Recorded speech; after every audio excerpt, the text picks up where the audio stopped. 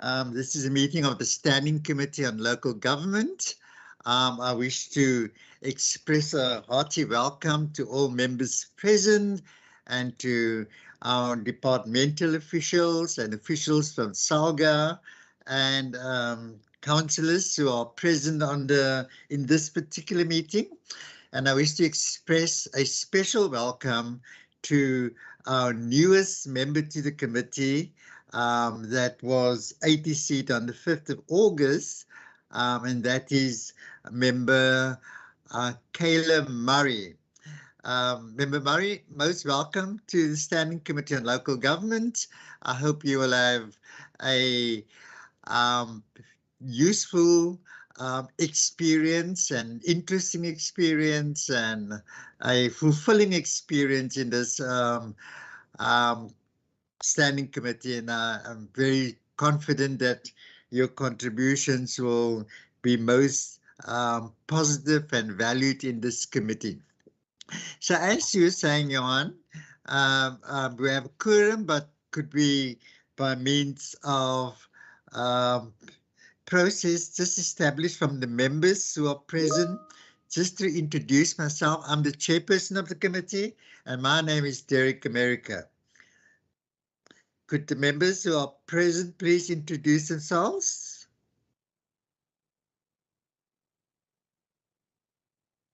Good morning, Chairperson, and good morning, everybody. My name is Matlodi Maseko, and I'm the member to the Standing Committee of Local Government. Thank you, Chair.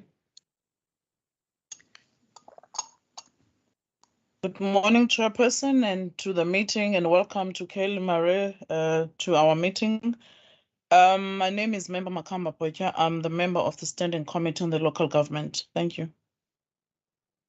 Good morning, everybody. My name is Member Murray, or Kayla Murray. Thank you very much for having me. I'm looking forward to working with you all. Thank you, Ms. Murray. And now that everybody has seen you I mean, we'll see much more of you. Any other members present? Right, it seems as if there are no other members present. We do have a quorum. So we will then proceed with the meeting. I just want to mention that the specific purpose of this meeting is to have a briefing from the Department of Local Government as well as Provincial Treasury on the audit outcomes of municipalities in the Western Cape, and with specific reference to underperforming municipalities and what corrective measures and support is envisaged for these municipalities. In that regard, we will have two presentations, one from the department and the second from the Treasury, but we also have, and most welcome the presence of SALGA. We also have a presence of SALGA in terms of what role they play in support of municipalities to particularly geared towards improving the audit outcomes of municipalities that need particular support. So the way we will approach this, we will have the presentation of the department as well as Treasury, and then we will have a round of interrogation of those two presentations, and thereafter we will have the presentation of SALGA. And then the third element of this particular meeting is any resolutions that the members would like to adopt. So colleagues, we have received apologies from the HED of the department, Mr. Graham Paulson, as well as the Chief Director of Municipal Performance Monitoring and Support, Ms. Ida Barnard. Johan, are there any other apologies that you have received that I'm not aware of? No apologies at this point, Chairperson. Okay. Any of the members who may have apologies that they wish to bring to our attention? None, thank you.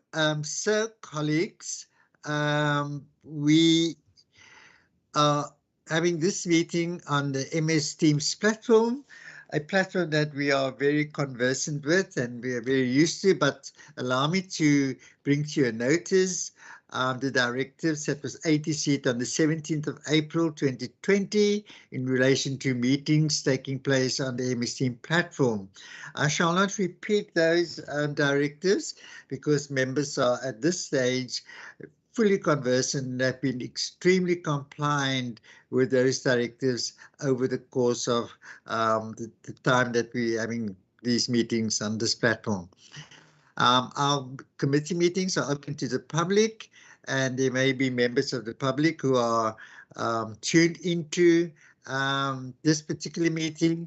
It is also being live streamed on YouTube, so we value the openness and transparency of our processes. So colleagues, without much further ado, I'd like to mention that unfortunately, we do not have interpretation services for this particular meeting. So my request is that the conversation or the, our language of engagement is English, and members are then free also to ask any questions for clarity or whatever purpose in the language of the choice, and we will then make a special effort to have that sort of contribution translated.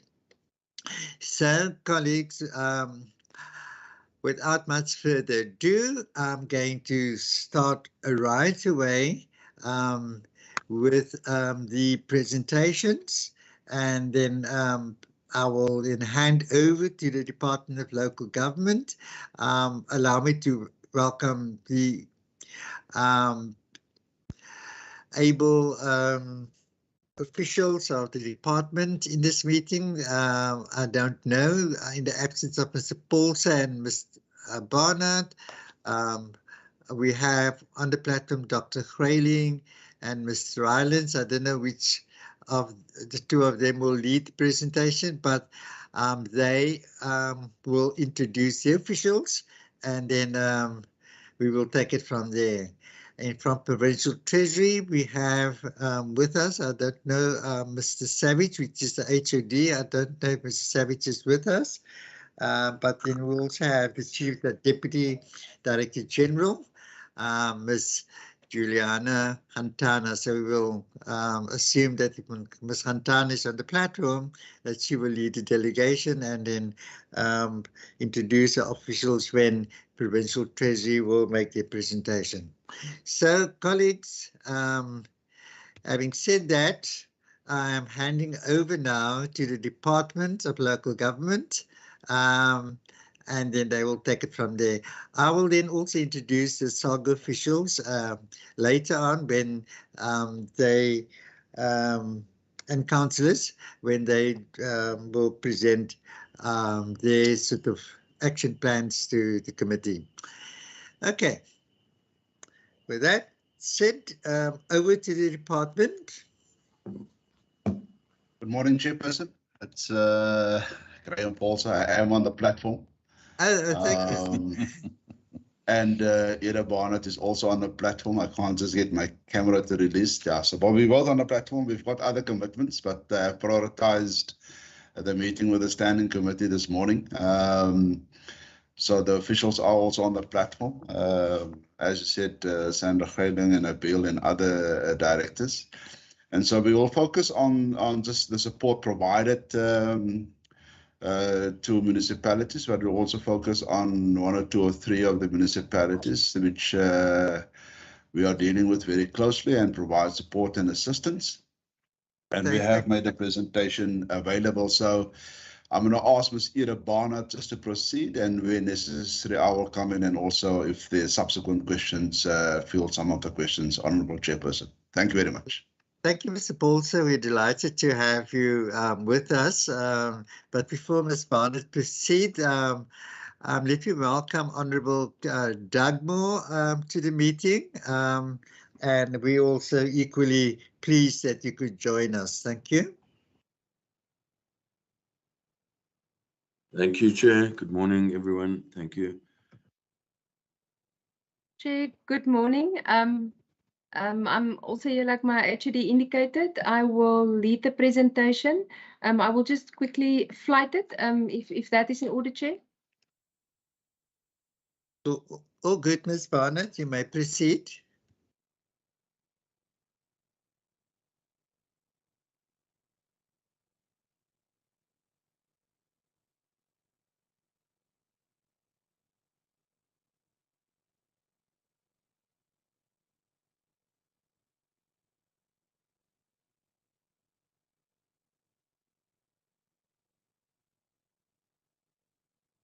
Chairperson, I'm just checking if that is in order. Can I proceed?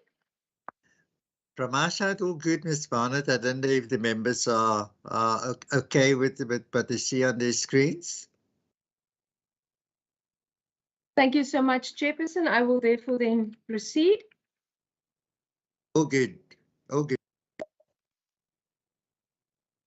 Then I think the first important picture is this picture, and I saw that the Provincial Treasury also showed that picture in their presentation, so I'm not going to spend a lot of time on it, but I think it's important for us to say, at least as a department, this is one of the very important indicators for us as we look at municipalities and where they are at, what the areas is of challenges, and also more specifically, we look at the comments that we receive in the audit reports, and that then include in our processes is understanding what the status of a municipality is, and also specifically the areas that they may need support from our department, but also from the Provincial Treasury and others, as the members will see as I proceed in the presentation. So what we can see at the moment is the picture. There is an improvement. And specifically then as the department, we then peruse and look at the municipalities that are not green, and specifically purple and yellow in this case, but we also keep our eye on the trajectory. So if we look then, honourable members, at the Western Cape picture, 22 municipalities out of 30 have clean audits. And I think if the picture really, we analyse it, we also see that there is a strong leadership, the tone from the top, and a very, very strong focus on good, solid, strong governance. And that over time has significantly contributed to the positive audit outcomes that we are witnessing, as I said, in 22 municipalities. And as we also worked through the comments by the Auditor General and also at the last session, these specific words were also used by the AG in their reports, and it's important for us to take note of that, and also how do we further strengthen that going forward. I think very importantly, and I alluded to that a little bit earlier, Chairperson and members, is that this is not a single effort by one department. As the provincial government, we work very closely together, also with other partners, as will be reflected later on, in assisting municipalities to get this positive outlook, to get the audit outcomes, but also to be able to render services. The core departments, the three core departments, with our department taking the lead, therefore is ourselves, the Provincial Treasury, and the Department of Environmental Affairs and Development Planning. And as the three, we on a daily basis support and assist municipalities in a number of ways. So what are then some of the factors contributing to the positive outcomes and the positive picture that we just saw? Firstly is we're looking at our IGR relations. So we are saying here, Chairperson and honourable members, that it's ongoing strengthening of positive IGR relations. In many instances, they already exist. But what becomes so important for us is it's a relationship that we keep on building, that we keep on strengthening between provincial departments amongst each other as we support municipalities, but also from ourselves as a department, provincial government to municipalities. And only where these relations are strong can we help each other in times where it's going well, but also when we are experiencing challenges. Second to that, over time, the provincial government, under our leadership as department, has really invested very, very strong time to building and establishing these relationships in municipalities.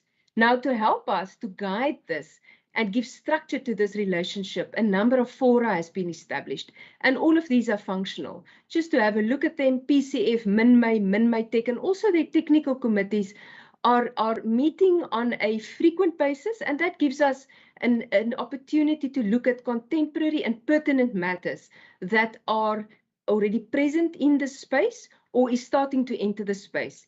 And combinedly, we can then look at solutions, or how do we address them. I think also very important just to highlight is that a dedicated structure has also been established to encourage discourse and consultation between the provincial executive and the city. Given the uniqueness of the city vis-a-vis the local municipalities, I think that there was a need, and it was understood that there needs to be a dedicated space where some of these matters can be discussed. And this committee is functioning very effectively, and has also, we can see from where we are sitting, the value that it has been adding in the past while. Now, as we strengthen IGR relations, there's something that started happening a while back during COVID, and it's a practice that has subsequently have been embedded in the ingrainment of our IGR relations, and that is what we call extended cabinet meetings. Now, these meetings are a space where municipal managers and mayors attend extended cabinet meetings, and also have an opportunity to participate and make contributions. And that further strengthens IGR relations, but also collaboration, cooperation, and consultation, in a sense of being heard, but also taking part in decision making and influencing the way in which we are moving as a province per se. I think lastly, and Chairperson, this is something that we've been working on very pertinently in the last few weeks and months, and that is to strengthen work relations with other key stakeholders. That includes Eskom, the Auditor General, and also Water Affairs. And these are specific spaces where we discuss matters of strategic importance for the partners involved, but we can also see as we engage with them that we are really putting more focus on specific matters that the municipalities may be experiencing difficulty with. Once again, strengthening relationships and relations to help municipalities to function better and improve our service delivery to the community. Now, one such very strong example is the collaboration that we were able to achieve through the embedding of the JDMA in our province, that's now been embedded for a number of years, where we really improve co-planning, co-budgeting, and co-implementation. It was conceptualized some while back and has now been effectively implemented in all of the districts. And I must also indicate that a number of projects have been successfully completed now in all of the districts, to show that where we work together, where we plan together, where we implement together, we can get things done. More recently, Chairperson and members, we are now moving towards what we call a single support plan per district. And that is a big move forward for us. The single support plan per se will consist out of two parts per district. The first one will look at more strategic or catalytic projects, and the second part will look at operational projects that will help each municipality to strengthen its own core systems, processes, procedures. But combinedly, we are working towards having a single plan per district. That will help us to manage it, to reduce duplication, and as we introduce other partners, to make sure that there's only one plan that we engage with. Ultimately, the DCF per district signs off on this plan, takes ownership, and then combinedly, we can move forward. Just to look a little bit about our monitoring and oversight responsibility. Now, the provincial executive prioritizes its monitoring and oversight responsibility through the various pieces of legislation and regulations that has been assigned to every minister, and takes this responsibility very seriously. Mechanisms has also been established in our own department, as well as internal capacity, to be able to deal with, investigate and deal with allegations of fraud, corruption and allegation. And to this extent, a team of dedicated and professional investigators has been appointed in the Department of Local Government, and we have also established a working relationship with other legal authorities as we move forward in this space. Now, just to reflect on which are the two municipalities that's currently being labelled or identified by COCTA as well as the National Treasury as experiencing challenges. And Chairperson, honourable members, at the moment, from the Western Cape, there are only 2 municipalities that are labelled as experiencing challenges by these 2 national departments, and that would be Beaufort West and Kannaland Municipality. Just to reflect on where we are at currently with the Beaufort West Municipality. Beaufort West Municipality is currently under a formal intervention as resolved by the Executive, Section 139(5) of the Constitution, and to address its challenges, a financial recovery plan has been developed by the National Treasury, has been adopted by the Council, and is currently being implemented by the municipality. The Provincial Treasury are taking lead in this regard, and just to indicate to the members that there are weekly progress meetings where ourselves and the Provincial Treasury sit with the municipality to see the level of progress that they are achieving and where they are falling short or experiencing challenges that we can address that immediately. But I think it's also important to say that the financial recovery plan, while it has very specific outcomes relating to financial recovery, our department, the Department of Local Government, conducted a diagnostic assessment. Now, that diagnostic assessment is where we go into a municipality with the departments that I alluded to before. We also invite a number of other provincial and national departments. We go visit the municipality. We spend days to really understand the root causes of the challenges experienced in that municipality relating to the functioning of council, administration, and service delivery. And it's really when we understand the root causes or the underlying deep challenges that we then come up with something that we call a Section 154 support package that we have recently completed for Beaufort West. We will now go back to council for council to consider the support package, and we will then continue with its implementation. Just to indicate that the financial recovery plan is still ongoing, honourable members, this support package focuses exclusively on matters relating to council, administration and service delivery, and complement and strengthen the work being done in the financial recovery plan. And the 2 departments work very closely in this regard with the municipality and also the other departments, as I indicated. As far as Kannaland is concerned, our department and also the Provincial Treasury is aware of a number of ongoing council oversight, governance and service delivery challenges that the municipality are facing. There was a visit by our minister some time back, and at that meeting there was an agreement reached between Minister Bredel as well as the council for the department to conduct once more a diagnostic assessment. That is the exercise where we go in, we see where the municipality is experiencing some challenges, and then from there draft a status report and prepare a Section 154 support package. Now, that will once again assist the municipality to understand the status that they are currently facing, and for us as provincial government, together with our partners, where the municipality needs to spend their attention to be able to move forward and strengthen specific areas. We have already confirmed to the municipality we will be visiting them next week with a group of senior provincial and national government officials to conduct the assessment. In the meantime, however, Chairperson and honourable members, we have been providing ad hoc support to Kannaland Municipality. Specific advices have been given, but more practically, we have provided one of our own engineers. He's appointed by the department. He's working in the department, who has been designated to support the municipality 2 full times a week. So he physically drives through to Kannaland and then assists the municipality. He started with the areas that experienced the most urgent need at that point in time, which was water.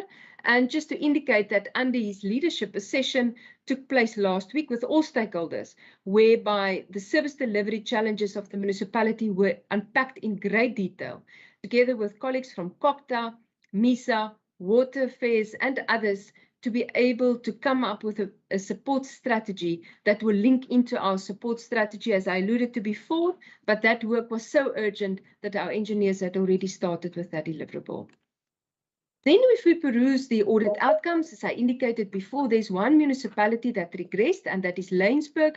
Just to indicate that the department has had a long-standing support relationship with the municipality. We have conducted a diagnostic assessment in 2019. And since that time, there has been a Section 154 support package. There has been a live steering committee. The steering committee meets on a quarterly basis. And even though good progress has been made, at the moment, the municipality and the department and our team of senior officials are going through the audit outcomes to see specific areas that have been highlighted so that these can be included in the support that we provide the municipality going forward to assist them.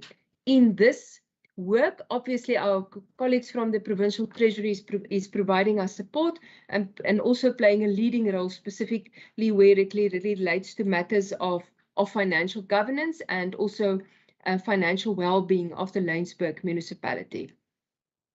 Then I think, Chairperson, we included a few slides just to show to the committee some of the more general support that we are providing municipalities, or our support package, our support strategy, that for us is very important. And firstly, I think is we are currently finalizing a whole new strategy as it relates to the performance monitoring of municipalities. And I think what is very important for us here is we are now looking, Chairperson and members, at an automated system where we are focusing on an evidence-based approach to decision making.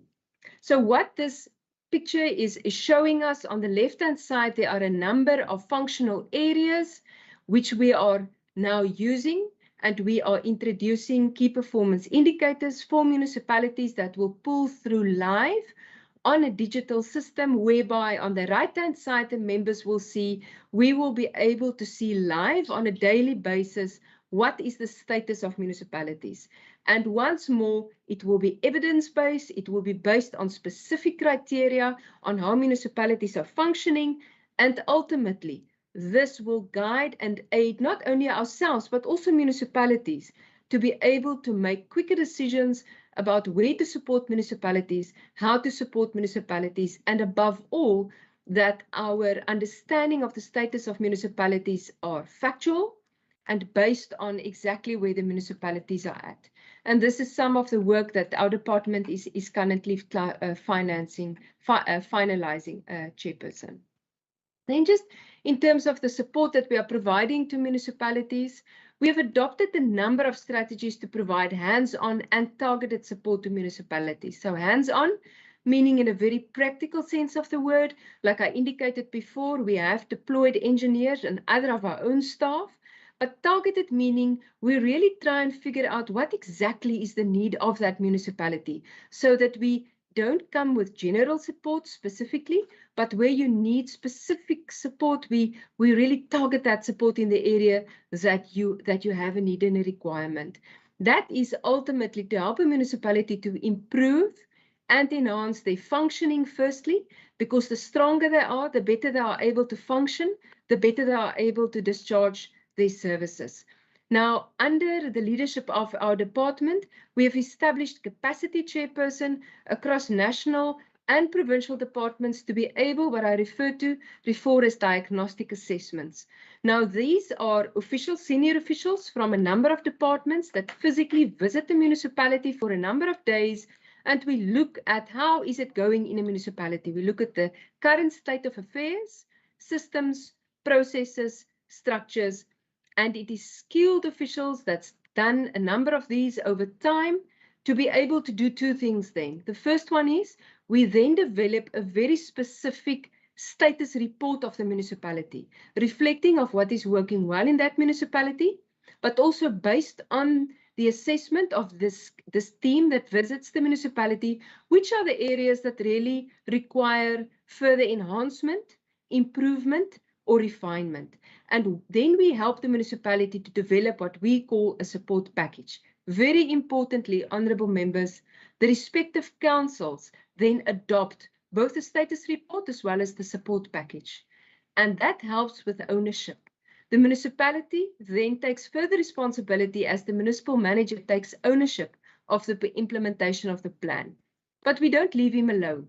The department, our Department of Local Government, always plays the coordination role. We make sure that the right people are around the table to be able to assist the municipality but ultimately the success is hinged on the ownership of the municipality, of the council, and then helping us to take the process forward.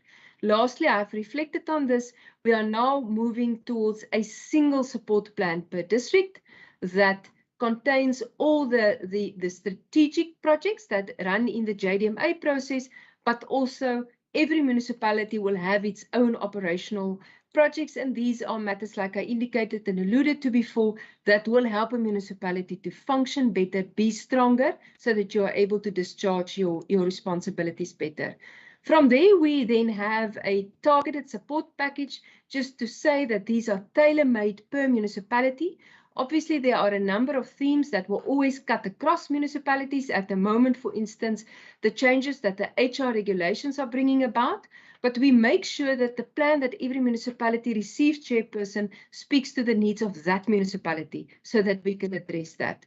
The department then takes the lead, as I indicated, to solicit support from external stakeholders, private sector, NGOs, national departments, and various others. And as at the moment, as we are sitting here, we are benchmarked on the national level as this being regarded as a strong program that is being showcased to other provinces. And I must say that over time we have refined the strategy, but also the work that we do in this regard, and we receive very, very positive support from provincial as well as national departments as we move forward. Another one of our very interesting support offerings that the department does, but also all other provincial departments, is what we call technical working groups or working sessions. So what we technically find here, Chairperson, is that a number of departments call specialists in municipalities to sessions where they discuss matters of importance that happens in that specific area. I'll just cite two examples on a more practical level. The Department of Local Government has something that we call the Legal and Legislative Constitutional Task Team. And this is a working session with all legal representatives of municipalities. They meet quarterly, and in that session, they discuss matters of legal importance that are influencing, impacting municipalities, so that one, they have an understanding about what is happening in the field or in the area, and secondly, that all municipalities have the opportunity to interpret these documents, these changes on the same way. Second example from the Provincial Treasury CFO Forum. CFO Forum meets also on a quarterly basis and discusses matters of an importance in the financial space. Lastly, just to connect with our colleagues from the Provincial Treasury, and they will unpack that some more, the Provincial Treasury has adopted an audit action plan strategy where they specifically look at the areas where municipalities are experiencing challenges that is highlighted by the Auditor General. While the Treasury takes lead, we provide very specific support to the Treasury in areas where they ask our assistance. And one example that I can highlight is Municipal ICT, where our department takes the lead and then in that regard provides feedback to the Treasury on the work that we are doing around the audit action plan. Some of the other support actions that we are giving municipalities just to enrich the work that they are doing is we had a post-election councillor induction program that was provided by SALGA, as well as a number of our departments were involved, just also to indicate how we work together, not only in the province, but also with other partners to enrich the functioning of municipalities and also their understanding. Our own department is at the moment busy with a supply chain process to assist councillors to also be introduced to the municipal minimum competency training. That is the requirement for municipal officials, but councillors will now also have the opportunity, and we will start with a pilot program for councillors in the 22-23 years. We've also been very busy with a very successful program for councillors, which is called Seasonal Schools. And we have been running with these seasonal schools for 2 to 3 years now. And the theme and the continuation of the theme is around ethics, ethical leadership, myself as an individual, and how do I become a stronger leader for the community that I serve. We find that these have been very, very successful. And also the feedback that we've receiving from previous councillors, but also the new councillors have been very positive in terms of granting them an own opportunity for personal growth and reflection about their own position. And then we continue with informal training.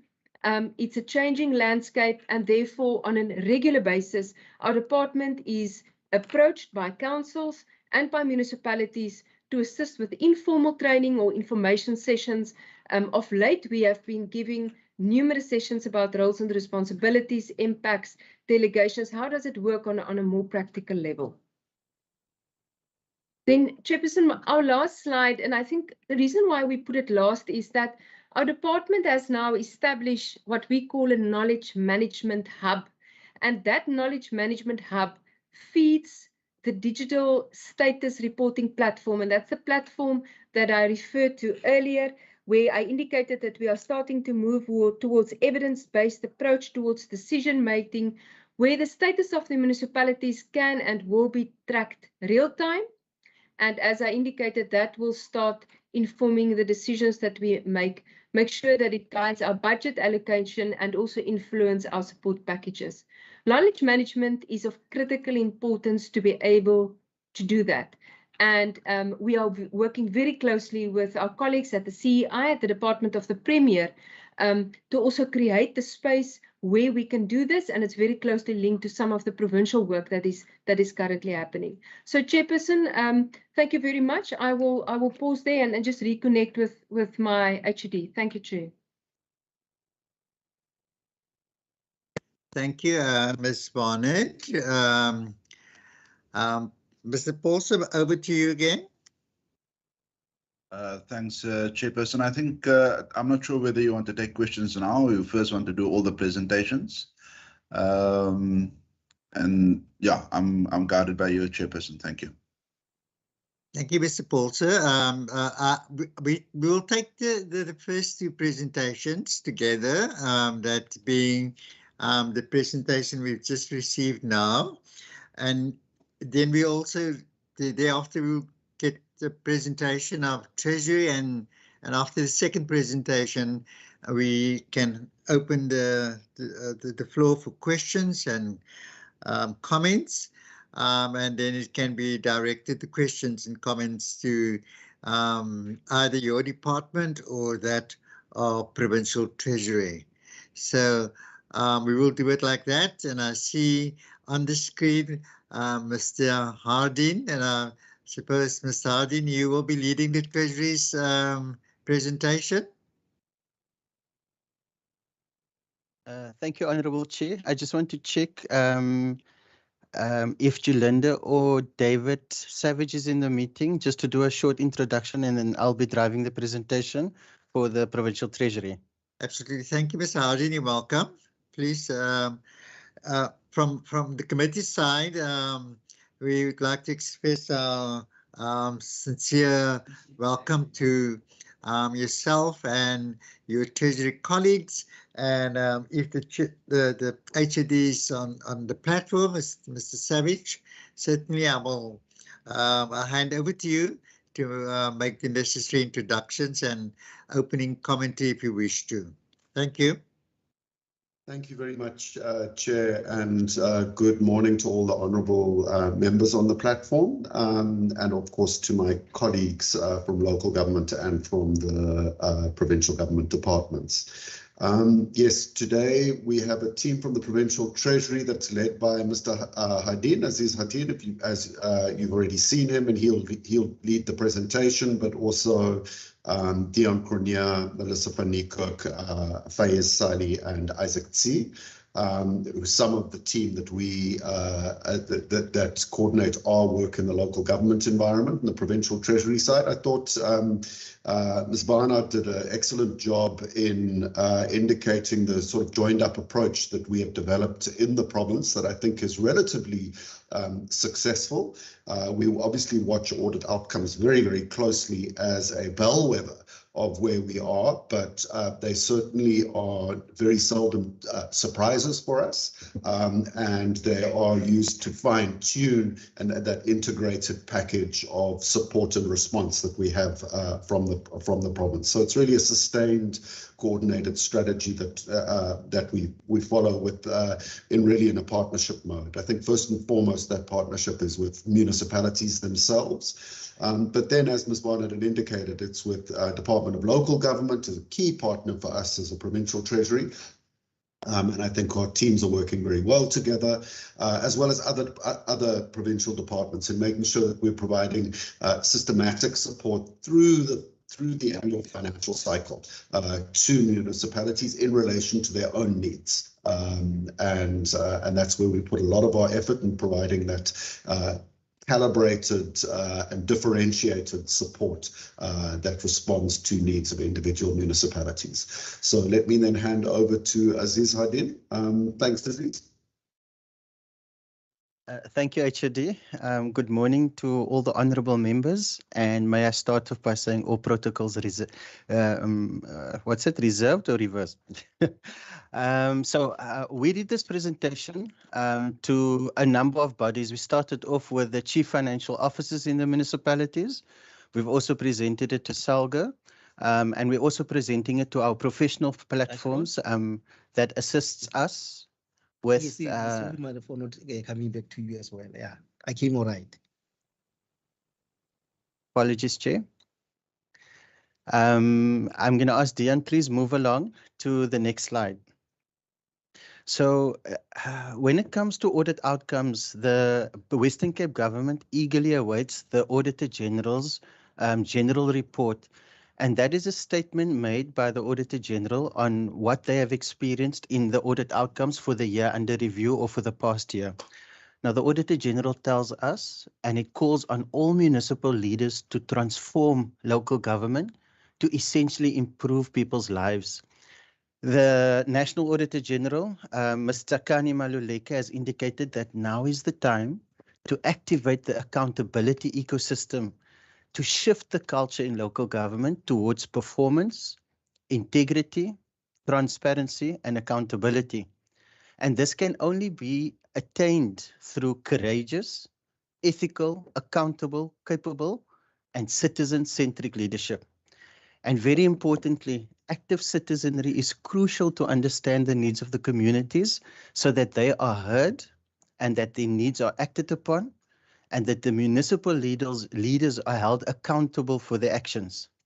Now, in the 2020 general report, the AG again renewed that call for the capable leaders should demonstrate the change by strengthening transparency and accountability.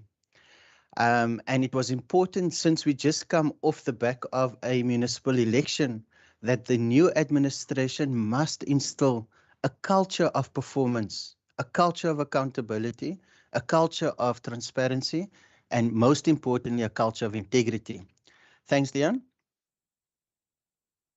As Ida indicated, what we do is we not only look at the audit outcomes in the Western Cape, but what we wanted to show the committee is not just looking at the Western Cape, but if we look across the entire country, how does the Western Cape fare across the entire country? Now, members, there are 257 municipalities in the country. In the Western Cape, we have 30 municipalities. Of those 30 municipalities, 28 municipalities are taken care of by the Provincial Treasury, and they are called delegated municipalities. And 2 of those municipalities report directly to National Treasury, which is the city of Cape Town and George. How does it look for the Western Cape? We've had a total of 22 clean audits in the 21 financial year. We've had 5 unqualified. So if you add the 2 up, 22 plus 5 gives you 27. They have achieved the international standard of unqualified audits. The gold standard in South Africa is to attain the clean audit. What we also have for the first time in Western Cape is we have 3 municipalities that have attained a qualified audit. And you will see later on in the presentation that we are already working with those municipalities to reverse the audit outcomes of last year.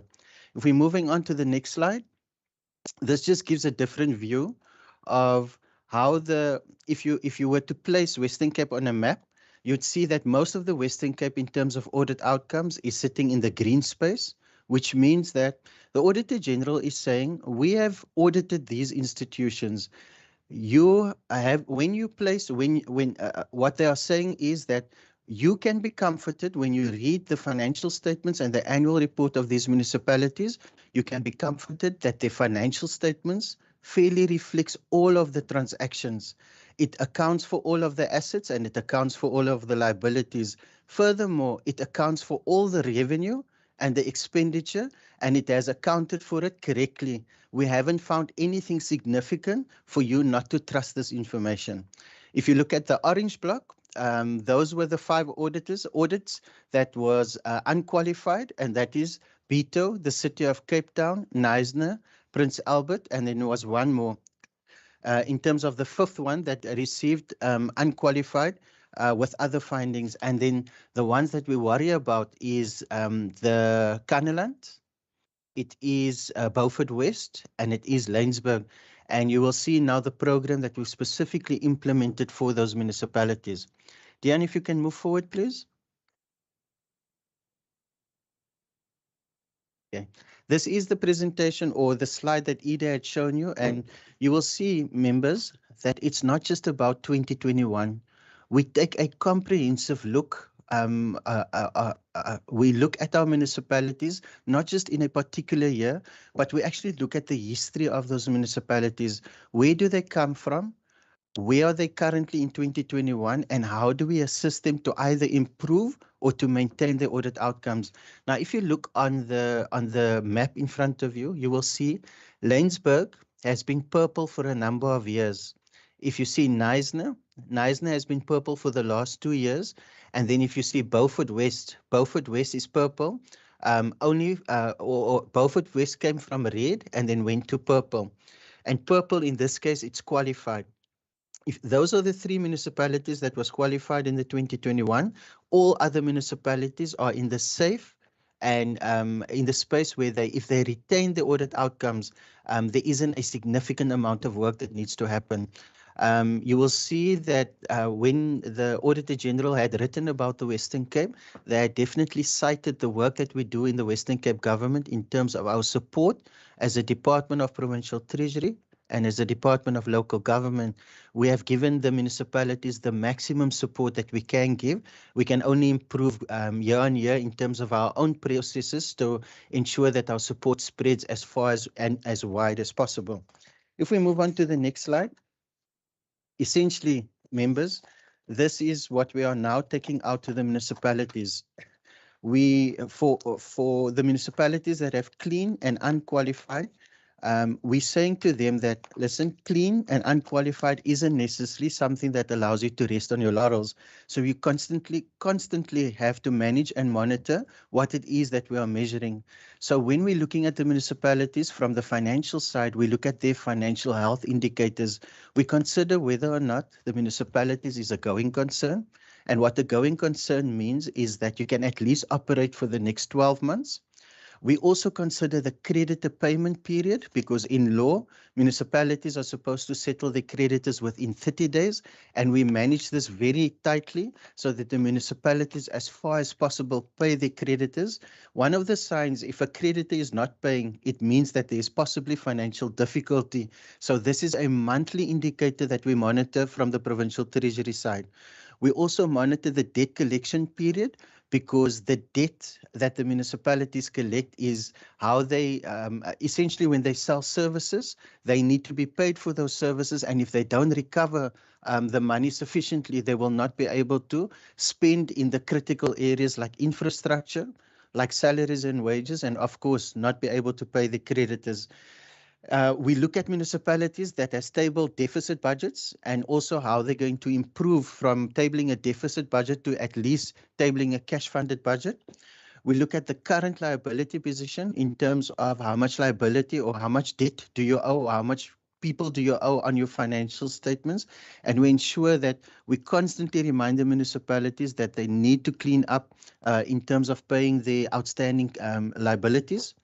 Liquid assets, that is looking at the cash position. We're making sure that the municipalities at least have the minimum standards of 1.5 months cash available to pay for salaries, to pay for creditors, and to pay for any immediate liabilities that become due.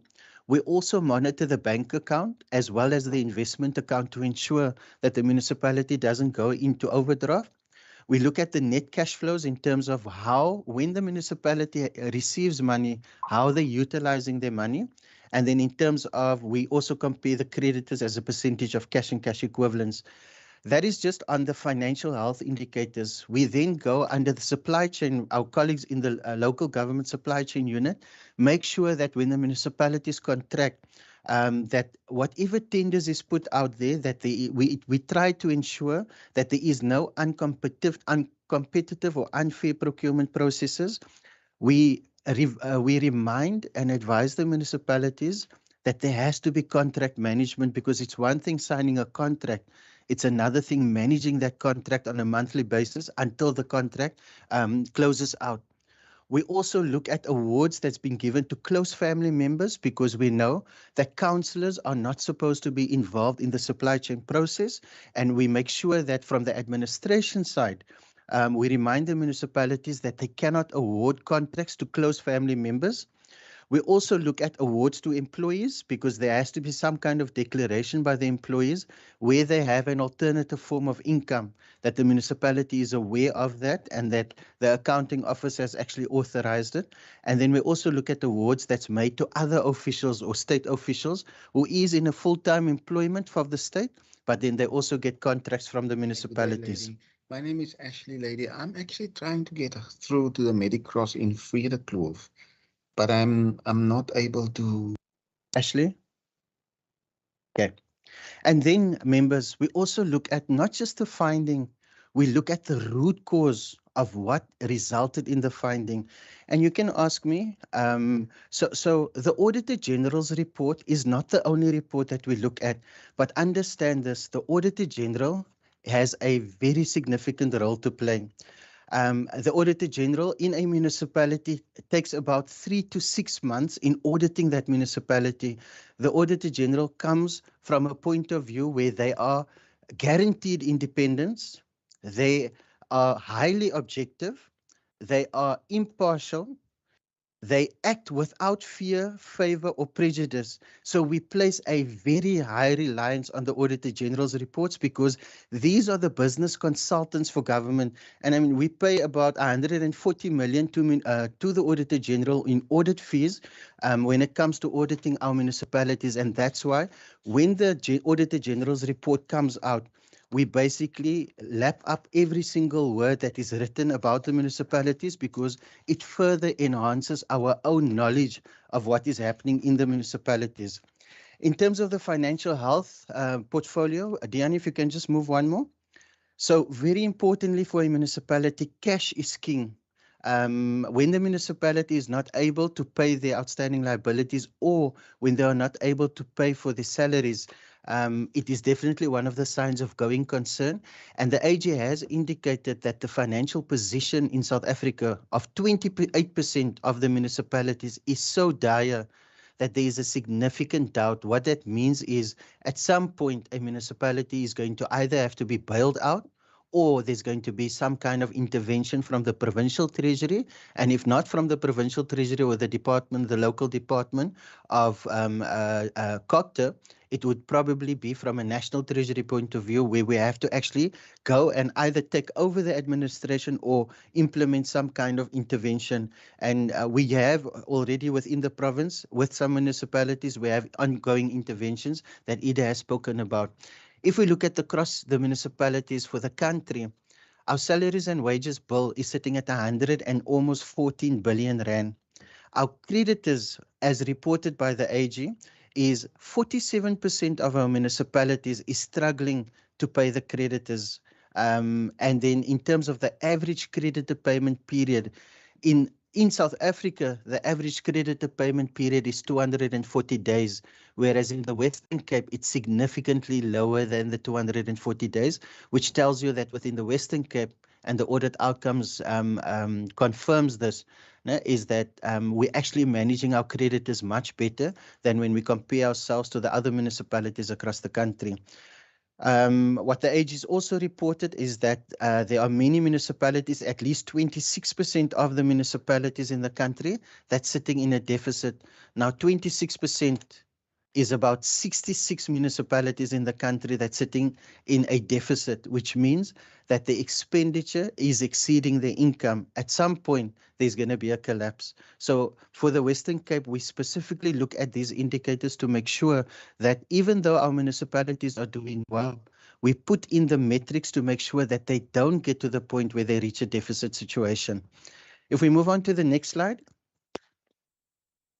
Members, I'm sure that you will be interested in this in terms of the unauthorized, the irregular, and the fruitless and wasteful expenditure as reported by the 257 municipalities in the year 2020-2021. Now, in the country, expenditure unauthorized is sitting at 20 billion rand.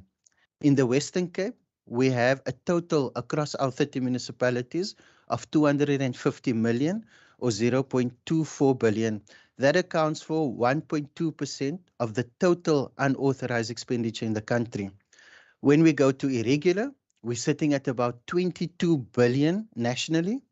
The Western Cape makes up 500 million or 0.447 billion or 2% of the national picture. And when it comes to fruitless and wasteful expenditure, as a country, we're sitting on about 2 billion rands worth of fruitless and wasteful expenditure.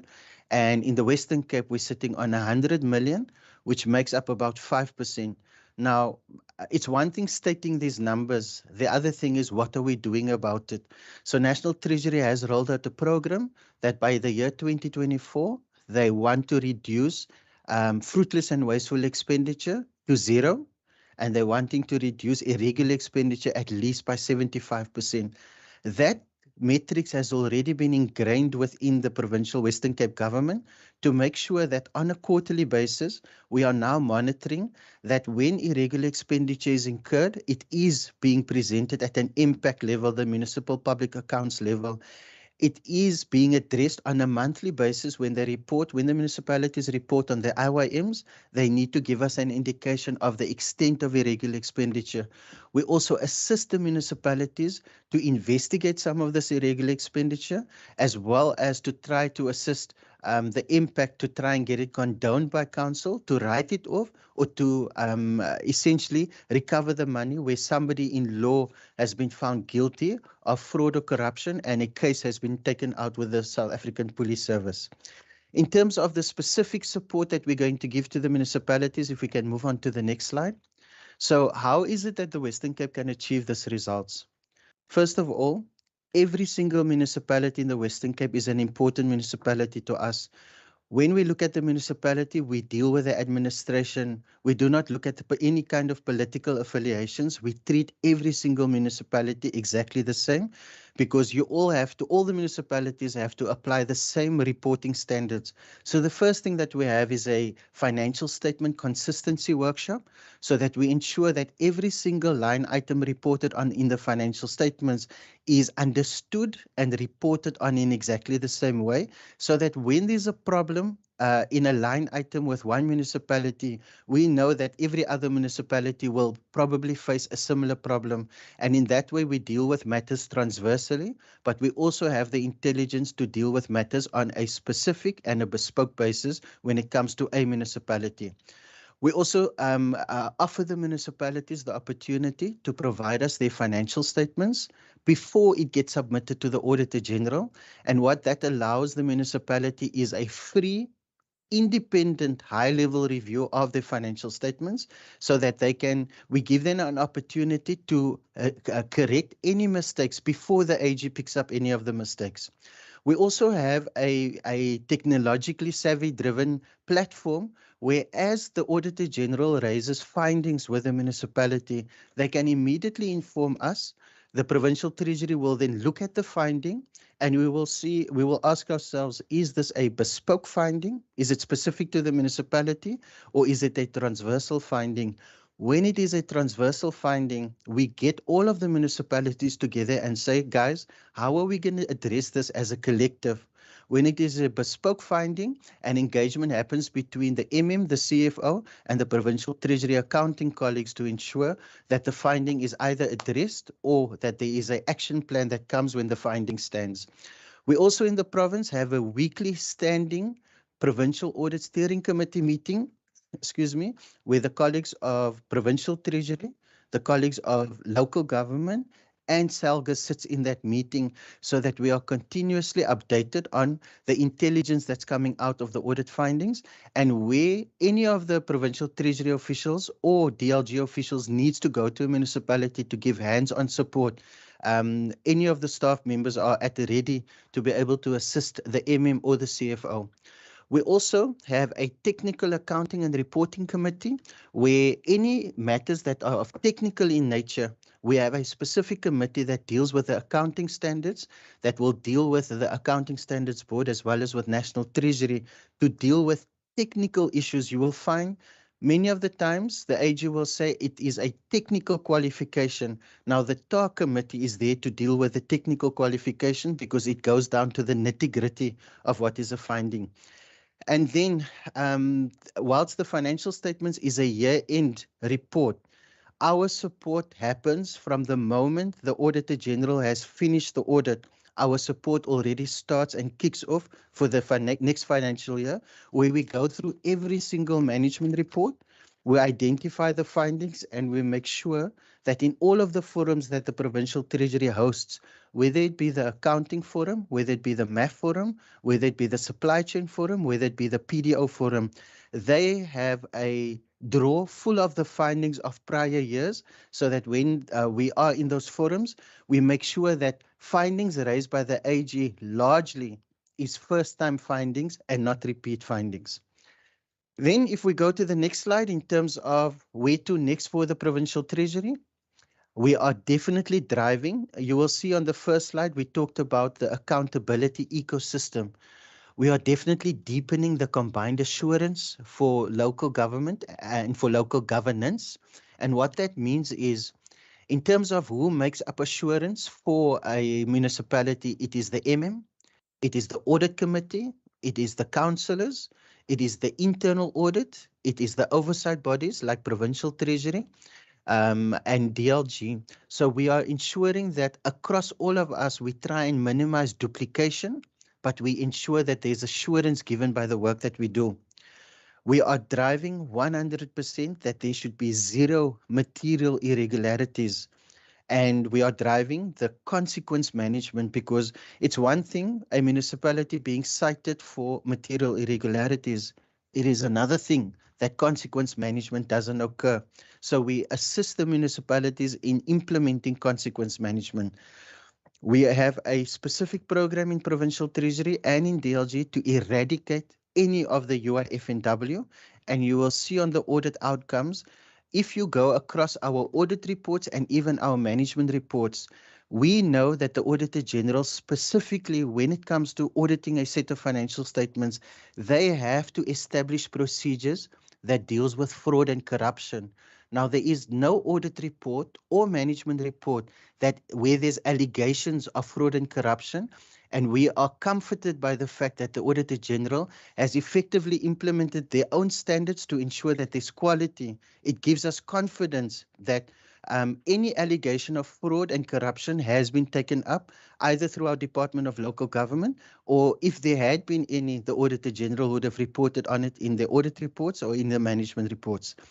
We constantly indicated to you that we enhance our metrics, so we always revisit what is it that we are measuring about the municipalities, whether it is liquidity, whether it is financial health indicators, because the outcomes that you see is not an event, it's really a journey that we take throughout the year. We constantly also raising the bar for our CFOs, because the CFOs are the strategic financial partners, and we assist them in terms of understanding risk, and we ask them to specifically look at ways in which the municipality can ensure growth as well as stability and we make sure that the CFO understands that they are front and center in terms of the highest level of financial management or manager in the municipality. So we put the CFO front and center in most of our forums so that they understand the key responsibility that the CFO has. We're leveraging technology as an enabler. I spoke to you about Zoho. We are deepening our footprint in terms of MSCOA and the financial systems so that we continuously and consistently stay ahead of the changes or the requirements by National Treasury, but also the requirements of running the business of the municipality.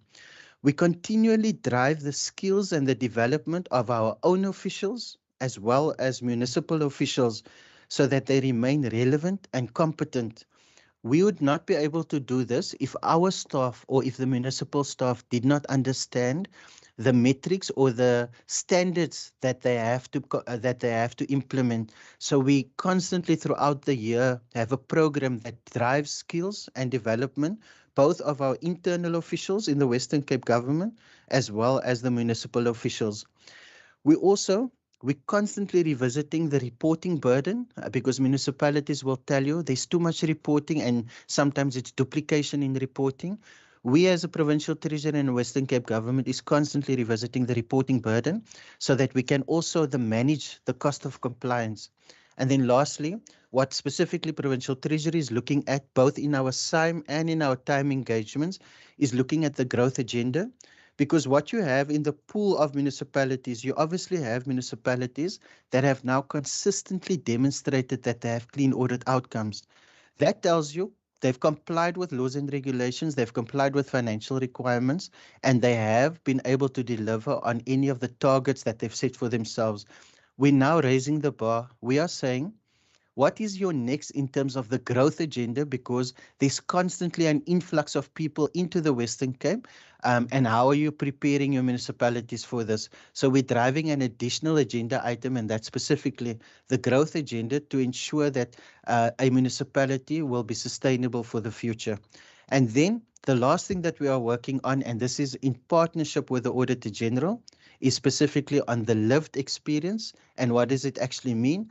The AG has indicated that they're setting themselves a target that in 2030, they would be able to go down to a ratepayer, knock on the door and ask the question, how are you experiencing the municipality? So we are working with the municipalities and the Auditor General to ensure that when we put metrics down to speak about the lived experience, that we are all on the same page, and that you as oversight body, as the Standing Committee on Local Government, will understand what you are going to receive when the Auditor General pronounces on the audit outcomes.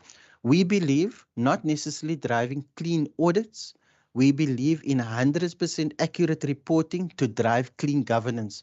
And that is essentially what we're doing in terms of how we are supporting and assisting the municipalities. Very close to our last present slides, if we move on. From the various areas that we are involved in, we are driving specifically SCM governance, because SCM, supply chain management, is a key area that translates budget into financial statements. So our local government SCM unit is significantly busy with ensuring that the municipalities understands the vast array of laws and regulations that is applicable to them. We also, in terms of making work or business easier, we are rolling out the Western Cape Supplier Evidence Bank. In the province, we already have the Supplier Evidence Bank where all the documentation is kept in a database, and we're rolling this out to the municipalities so that eventually, like National Treasury has the Central Supplier Database, we will, for the province and for local government in the Western Cape, have a single supplier evidence bank that houses all of the information, which would make it much easier to do business with the Western Cape, whether it be the province or the individual municipalities in the province. There is constant consultation with our supply chain officials as well as with the CFOs to be able to do this. And then there's members, I'm going to leave the presentation with you in terms of the good work that our supply chain units are doing. Specifically, the issues that came out of the last audit was the pronouncements around the triple PFA, which is the preferential procurement regulations. And we know that the Constitutional Court had made a significant judgment. And we are supporting the municipalities in understanding and unpacking that judgment, so that when the audit comes for 2022-23, that they fully understand what was the impact of the judgment. Also, we have a executive development program, and that, like I said earlier, we constantly worried about the skills and the development of internal and external officials. So we are working with our National Treasury colleagues in terms of the executive development program, specifically in relation to supply chain. And then we internally, we've adopted the approach of not being reactive, but constantly being at the front edge, at the frontier of what is happening in the regulatory space, in the governance space, in the compliance space, as well as looking at what our shareholders or our stakeholders like the AG is doing in the space of assurance, so that we can give the best kind of guidance and advice to our municipalities. Moving on to the next slide in terms of the specific interventions. So we do have a support framework. When we identify something going wrong with a municipality, it's not just about informing them that we are now going to take over the municipality, because firstly, an intervention requires a specific focus. It requires people, and we have to constantly follow the law. We have to use the tools that is within the the MFMA, the Structures Act, and the Systems Act. So one of the things that we do is we look at the historical performance, and as can be seen from the graph that shows you the 5 years, Western Cape has really stood the test of time in terms of good, efficient oversight, as well as entrenching in-year monitoring processes. Our in-year monitoring processes is essentially a monthly monitoring of what happens on the municipality, a quarterly monitoring, a 6-monthly monitoring, and then an annual. And we're always looking for the early warning signs to identify, not to wait when something goes wrong in the municipality, but to have early warning signals so that we can intervene as soon as possible. We also then give consideration of the financial and the organizational data that we receive, both from what the municipality submits to us, as well as when we compare the municipality to itself over time, as well as comparing the municipality across the 30 municipalities, and where we can, we even do a comparison of what is happening across the 257 municipalities. We proactively roll out our support instruments that tries to build capacity and strengthen resilience. And how does this help, or what do we do specifically? To our municipalities, we give them the guidance on legislative prescripts and compliance, accredited training. We do peer-to-peer learning initiatives. Sometimes we twin municipalities, or sometimes we get as an example, all of the supply chain managers in a room, and we start sharing experiences, but also start sharing processes in terms of what has facilitated easier business. We also, specifically in the current year and in last year already, we are guiding the municipalities on asset management and what it means. What does asset management means? Because the way the municipality delivers services is through infrastructure, and we've now gotten to a space where we have the accountants speaking to the engineers and speaking to the budget planners. And then also what we are doing is developing of specifically budget funding plans, because if a municipality tables an unfunded budget, Provincial Treasury goes into a intervention where we ask the municipality within a short space of time to table at least a plan on how you're going to get to a funded situation. Where the financial performance and governance levels deteriorate to such an extent that the stress becomes inevitable, we strengthen our internal capacity to support the municipal. We strengthen our internal capacity, and the provincial executive is almost simultaneously informed of what is happening. And then we follow the rule of law in terms of the different types of interventions that does happen in a municipality. So to give yourselves assurance and comfort, we do look at the regulatory requirements. We do constantly speak to our municipalities, and that comes under the support and advice that we give. And then we move to a hands-on support where we treat a municipality, and for lack of a better word, we treat them as if they're almost going to intensive care. And then when that doesn't work before the operation, we do intervene in terms of our section 139 that is allowed to us by the law. In terms of our intervention frameworks, moving on to the next slide, we do explain to the municipalities the different types of interventions. And we try and firstly, we give them the assurance that it's not us taking over your organization. It's a partnership. It is to help you to get onto a better footing. There's negative perceptions around municipal interventions, but we've actually had municipalities that writes to us that is asking for an intervention so that they can rely on the additional support. So the MFMA does allow us to do discretionary interventions, but they also allow us where we must do an intervention, and that's mandatory intervention. That's under Section 140 of the MFMA. And obviously, our intervention is also dependent on the resources that we have available and the resources that we can make available to a municipality. We don't just rely on our own resources. We also have a contract where we essentially we have a BTO, which is your Budget and Treasury Office, pool of expertise, where if Provincial Treasury doesn't have the warm bodies, we can also go to a framework contract where we vetted professionals in the field and we can call on them in terms of the support. So members, those are the specific interventions that we have with the municipalities, the transversal assistance that we give. And like Edith said, this is something that not just a singular unit can do. It is really an entire government that supports the local government sphere. And I know that within Provincial Treasury, as an example, we have no less than 80 staff members that is constantly monitoring and assisting our municipalities. So Member Derek, that is the presentation from the Provincial Treasury, and we hand over to your good self. Thank you. Thank you, Mr. Harding. It was quite an extensive presentation. Thank you so much for that. We received two very good presentations, one from myself and that from the department. I just want to hand back to the HOD, Mr. Savage. If there's anything else you would like to add or bring to the attention of the committee, you could do so now. Thank you.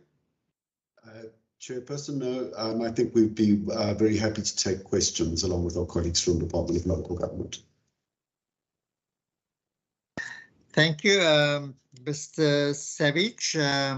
Allow me to recognize in our meeting the officials from the Auditor General, that is Mr. Alkes, as well as Mr. Mashlomi. Thank you. We're very pleased that you could join our meeting this morning, and we are very thankful for your work that you do within the province and within our municipalities.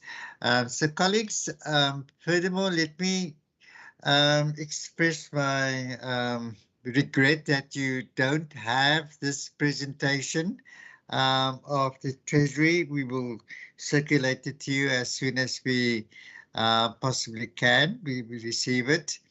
I hope it did not impact on your preparation for this particular meeting.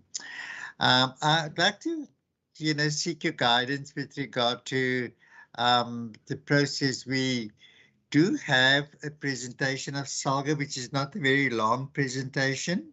I don't know whether you would prefer us to proceed with all the presentations and take questions thereafter, because we all operate in the same ecosystem, and possibly it will provide a more holistic or comprehensive a picture to you as to what the different role plays within this ecosystem plays in terms of supporting our quest for improved audit outcomes in our province and the support that we provide to municipalities.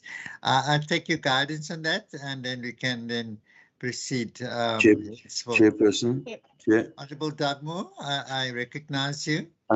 No, thank you, Chair. No, just on the point, I think I would support that we do get the SALGA presentation, but the one issue that I just wanted to clarify on an order point was that I may have missed it at the beginning of the meeting, but I mean, many of the issues raised here are very critical, and I just wondered whether MEC Bradell had apologized for this meeting, because there are a few questions which I don't think the officials will be able to answer, and also whether the MEC for Finance, because these seem to be the two provincial government departments that are driving this, and I think it's actually disrespectful for the committee for the provincial MECs not to be in this meeting. So could I just clarify that with you, and if they're not here, is there any way we could ask them to join this meeting? Thanks.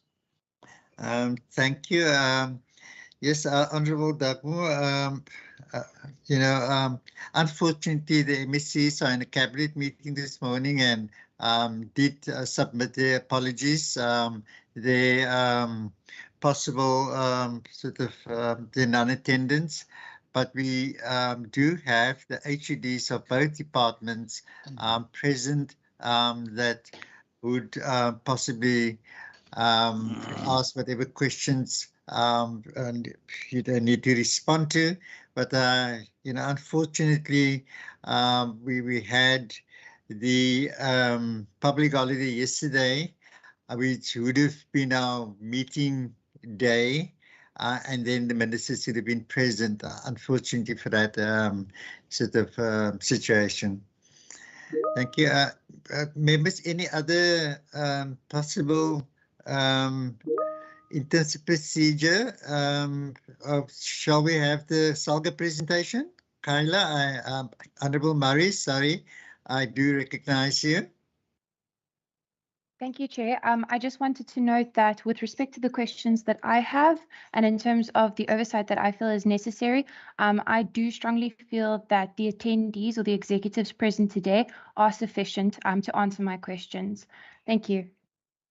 Thank you. Honourable Murray, are you in agreement that we take SALGA's presentations and then proceed with the interrogation of all the presentation? Honourable Maseko, I recognise you. Okay, I'm in agreement that we take SALGA so that we can also see what do they have for us, and we'll listen to what they do have for us. Okay, thank you, Honourable Maseko. Okay, it seems as if that Honourable Dugmore also expressed his support for that proposal. So what we will do, colleagues, we will then have SALGA's presentation. In the meeting, we have Councillor Pint and Councillor Swart and Councillor Popeye and various officials of SALGA present. I see Honourable Councillor Swart on the screen. I welcome Councillor. I take it that you're going to lead the presentation. So I'll hand over to you, and then you could introduce your colleagues, and then you can direct us how we're going to proceed with your presentation. Thank you. Thank you, Chairperson, Mr. Mariko. Thank you very much. Firstly, I must say I'm very delighted, from where I sit as a mayor, with the presentations that I just saw on the screen from Department of Local Government and also from Treasury, and everything that they do to ensure a better tomorrow. Mr. Chair, committee members and delegates from the Provincial Treasury and the Department of Local Government, from my side, all protocol observed. Let me start by making apologies for our Provincial Executive Committee Chairperson, that is Councillor Donovan Joubert, and also Councillor Gert Kombrand, one of the SALGA representatives of the Provincial Parliament, who could not attend today's meeting due to prior engagements. To all the committee members, my name is Paul Swart. I'm the Executive Mayor of the most beautiful municipality and also the most southern municipality of the African continent, Cape Agulhas. I'm one of the SALGA Western Cape representatives to the Provincial Parliament Standing Committee. And joining me this morning on this platform today, as part of SALGA delegation are, all the calls from Cape Town.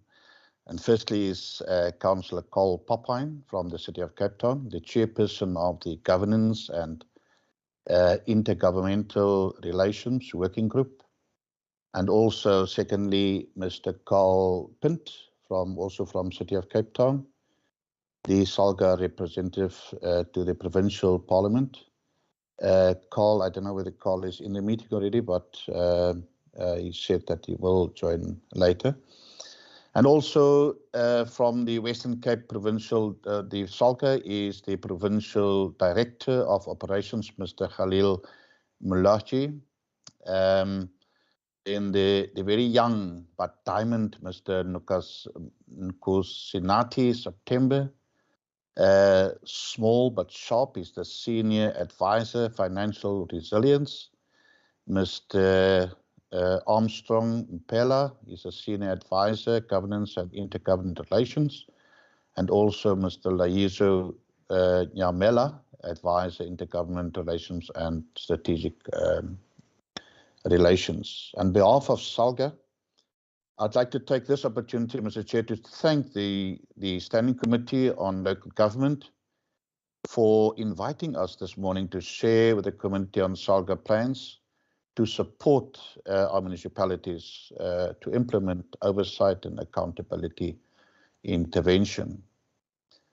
We were previously, as we previously mentioned to the committee on the 10th of May 2022, that SALGA has a good relationship and participation in the standing committee meetings, and we would like to keep and strengthen this relationship.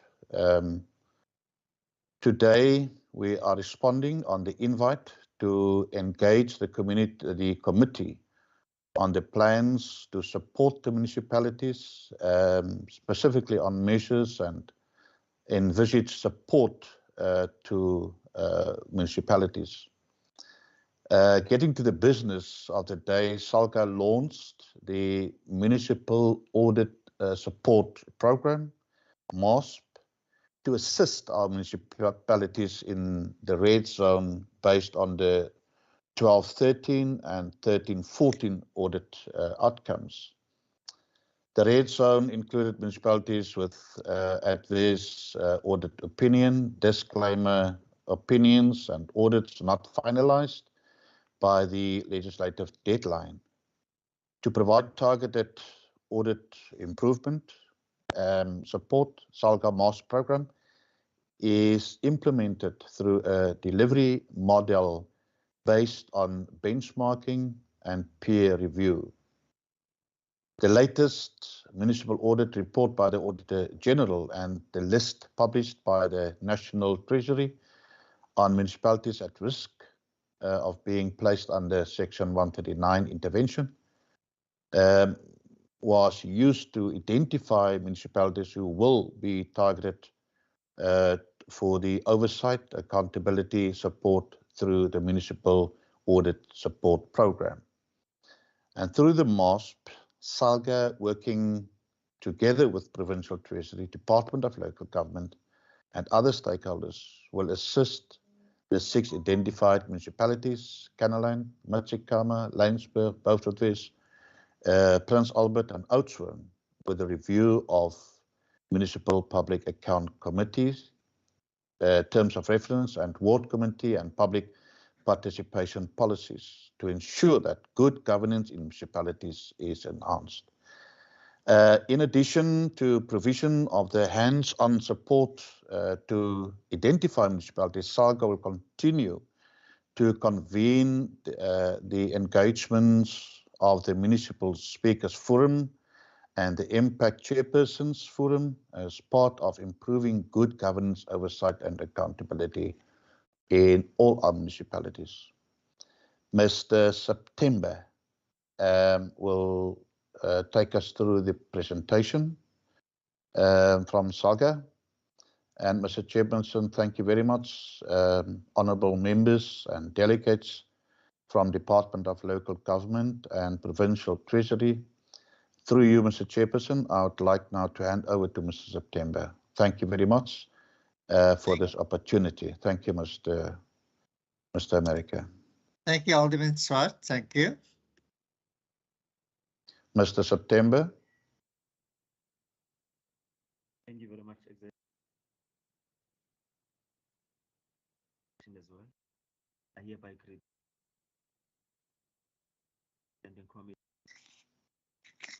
I can't hear you, Nkosi. I don't know if the other people can hear you, Mr. America. Can you hear me better now? How's my audio? No, unfortunately, Mr. September's voice is very faint. We can't hear very clearly. And if you could also put the presentation into presentation mode. Am I now audible, Chairperson? Loud and clear, Mr. September. Thank you. Thank you very much. Let me not delay the meeting further. I did extend my greetings to you, Chairperson, as well as the members, honorable members rather, of the Standing Committee. Thank you to the Executive Mayor Swart for the introduction of our staff. In the midst, we do have indeed our Provincial Director of Operations. Chairperson, I have a 9-slide presentation for you responding to the support approach that SALGA has. The first slide refers to the role of SALGA, which I would presume that you are familiar with. I would not labor much on it, but allow me to then indicate to the first bullet point that speaks to our role, mainly for this particular engagement, that we do represent, promote, and protect the interest of local government. In this case, in terms of the audit, you have Provincial Treasury together with the Department of Local Government, that they have the legislative mandate to provide technical and advisory support rather to municipalities. We then collaborate with them. However, we solicit interest from municipalities to better present them to our sector departments. The last bullet point, which is relevant, Chair, in this session, is we do develop capacity within municipalities for them to better respond and improve their audit outcomes. Mayor Swart did introduce to you our pillars in relation to the Municipal Audit Support Program that was introduced in 2014. And one of the success stories in it is that at one point we had provided support to Canaland, which was hands-on support. Due to capacity constraint, we had to engage with the Ernst & Young, solicit their technical support in providing that support to the municipality. Out of that, the municipality then achieved an unqualified with findings, which was the latest strong audit outcome that they ever achieved. What do we mean by the pillar institutional capacity? This is human resource related. We do partner with the Department of Local Government, as they are understood to be the department that provides support in terms of service delivery, human resource, and legal matters. In addition to that, is ICT-related support. In terms of financial management, we work closely with Provincial Treasury, the Office of the Provincial Accountant General. Here we focus mainly on the misstatement that comes out, but more so firstly from the budget planning of the municipality, the implementation of the budget, informed by the audit action plan chairperson. The leadership allows us to provide support to the political leadership and administrative leadership, and to highlight the few is in relation to ethical support to them, service delivery oriented support, and the last pillar, chairperson, is in relation to governance. This includes your internal audit and your assurance bodies that needs to provide their oversight in the implementation of your municipal activities. Chairperson, I hope I'm not going too fast, but I do not want to delay the meeting. How do we then outline our support to our municipalities? This is the general MESPS approach. As SALGA, we are a unitary structure led from the national office in Pretoria. The standard approach is that for municipal, we do rather a differentiated support. For municipalities that has adverse and disclaimer, the focus is on governance, records management, and your daily and monthly control for major business processes. As you'd see in respect to qualified audit outcomes, it's the quality of the annual financial statement that gets to be submitted. And when they are submitted, we also provide an F's review.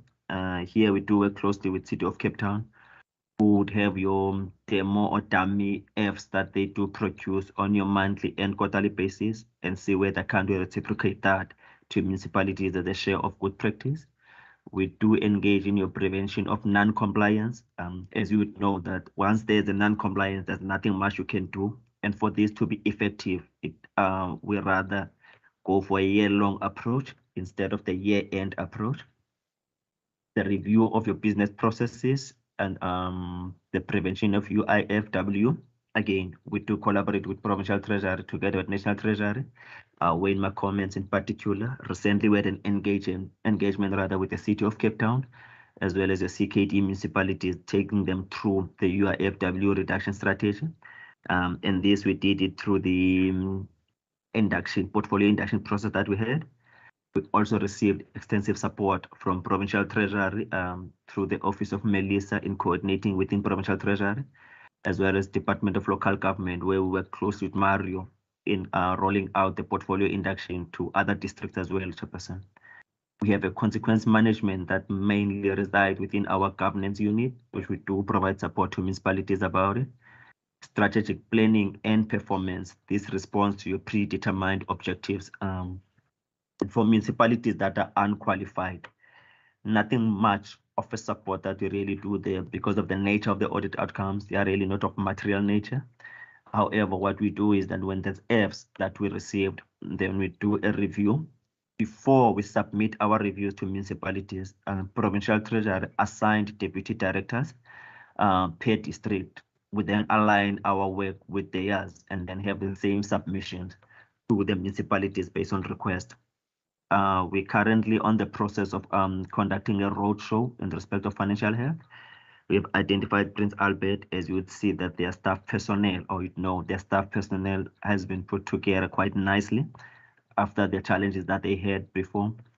That's the reason that we've chose that municipality, but due to capacity constraint, we could not do for all municipalities. One of the reasons why municipalities in the province are operationally matured, but then the success of this, it's better if we do one and we go through our working group sessions where we get to tell the story or outcome of those sessions. And from there on, as a request, we then engage those municipalities of interest. How do we break down in terms of timelines, the systematic approach rather? Phase one is audit readiness. Currently, municipalities are busy with their year-end procedures. They should be concluding to that in preparation of submitting the annual financial statement to the Office of the Auditor General. And for us is to establish and see what support nature would they want prior submitting those Fs to the Office of the Auditor General. The audit assistant, the PhD alluded on this. We are part of the technical committee, which is chaired by him and run by his office. For any communication of outstanding issues that comes out in the engagement between the auditor and the auditee gets to be escalated to whether it's received through our office, the Office of Department of Local Government, or internally at Provincial Treasury, gets to be discussed, allows us, in fact, to know what's happening during that process, but more so to have more of a coherent approach in responding to municipalities. The phase 3, which is the audit action plan, this would we also call it the year-end approach, Chairperson. It's over and above looking at the COMEF that we go through. Parallel to that, there's a current financial year where municipalities are implementing the budget in question at the time while there's an audit process. We then don't lose sight of that in order for us to provide that support. Come end of June, you don't find when you're giving advice to municipalities, but the same might have occurred because we could not have the hands-on support, or we lost sight of what they're doing the current financial year, which leads to a recurring of audit outcomes, or rather recurring of audit findings. I think this might be my second last slide, Chairperson. Currently, what we're doing will be engaging with Oudtshoorn Municipality on the 23rd of August. It's Oudtshoorn and Kanaland. And then we have Prince Albert and Beaufort West. On the 25th, we've got Central Karoo District Municipality, Laingsburg. On the 26th, we've got Matsikama and Cedarburg. We call this municipal engagement. We've selected these municipalities for municipal audit support. One might say we could have easily selected Beaufort West, Kalaland, and Laingsburg, as the PHE has indicated that those are the municipalities that has challenges. The problem with this, once we limit it to the three and the municipalities, it's with the municipalities for them to respond, considering that they're autonomous body, and we do not have that legislative mandate. They can always choose not to. We therefore extend it to municipalities that we've been actively supporting. For instance, your Matsikama, we provided extensive support last year in terms of human resource management. Oudtshoorn, we did provide our reviews before they submitted their Fs to the audit committee for oversight. We're extensively involved in Kanaland. What we have opted to do, we used an integrated approach, which is the same thing that we are considering for this year as well. With that, what do I mean is that we engage Provincial Treasury and engage the Department of Local Government in our support to Kanaland. So we'd have session, we're doing them virtually, and some of the work was split.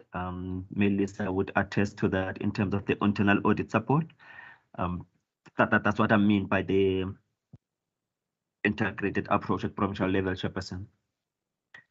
Our collaboration with the sector department that I made mention of in respect of Provincial Treasury, they review the management reports, and you know that the management reports are not easily circulated to everyone.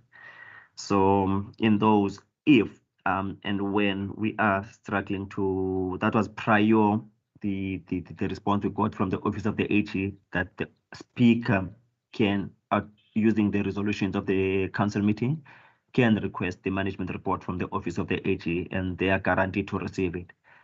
Prior that would easily engage with the FIE's office and see if is it possible that they can share those the management report analysis that they've conducted. However, the sensitive element or the response that we always get, these reports and the analysis are sensitive in this nature. They go beyond the audit report of the municipality, and therefore we always have to give that guarantee if we happen to get those. We review the annual review of the annual financial statement, as I've indicated. We do in collaboration with the deputy directors assigned to each district. We participate in the Provincial Audit Steering Committee. Provincial Treasurer has a standing invite, Chairperson, in our governance meeting. One in question, we've got a working group scheduled for the 17th of August through the MFMA coordinator, Mr. Elton Johannes. We had requested that Provincial Treasury present the budget performance as of to date of the municipalities. Our relationship with the Office of the Auditor General, we had since 2015, we've been conducting an audit trainee workshop, and the purpose of this session is that when the Office of the HE has their audit trainees and assigned to municipalities, the feeling was that the audit trainees need to have a better understanding of how local government operates. So it doesn't become a restrictive approach when they do the audit process, but it has a flexible element. Of course, Kevin will always say there are always senior managers when they go and engage municipalities. But then what we then agreed with the Office of the HE, let's conduct this before you go on site to municipalities. Since COVID, we've had challenges to convene one. We're contemplating having a hybrid approach. We're still working on that together with Kevin at HE, at the Office of the HE rather. The Office of the HE also has a standing participation in our SALGA quarterly governance structures, including your MPEG sessions, as well as the Speakers Forum. There are regular engagements to discuss the up-to-date on political leadership, give the feedback on the audit trainee or assessments of those. As I mentioned, that they do participate in our governance structure. I think the last bullet point is merely a repeat of what I alluded on. What's our relationship with the Department of Local Government, which is better known somewhere else as Provincial Treasury?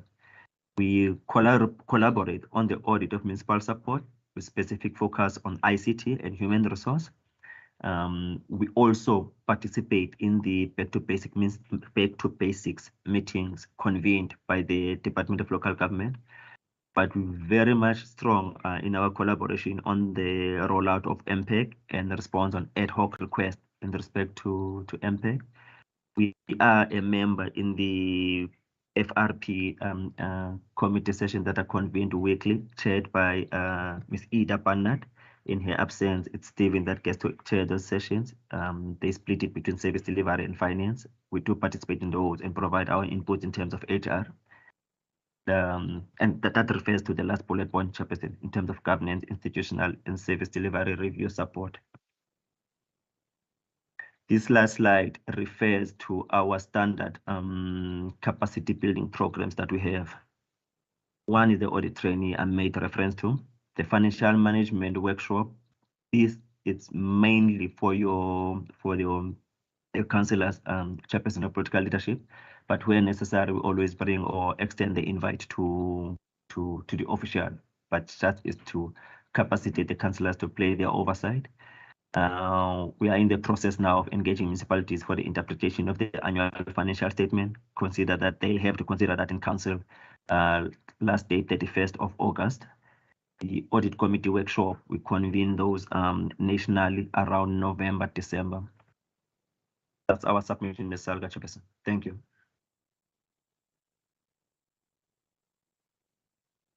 Thank you, Mr. September, for such a good presentation. It's pleasing to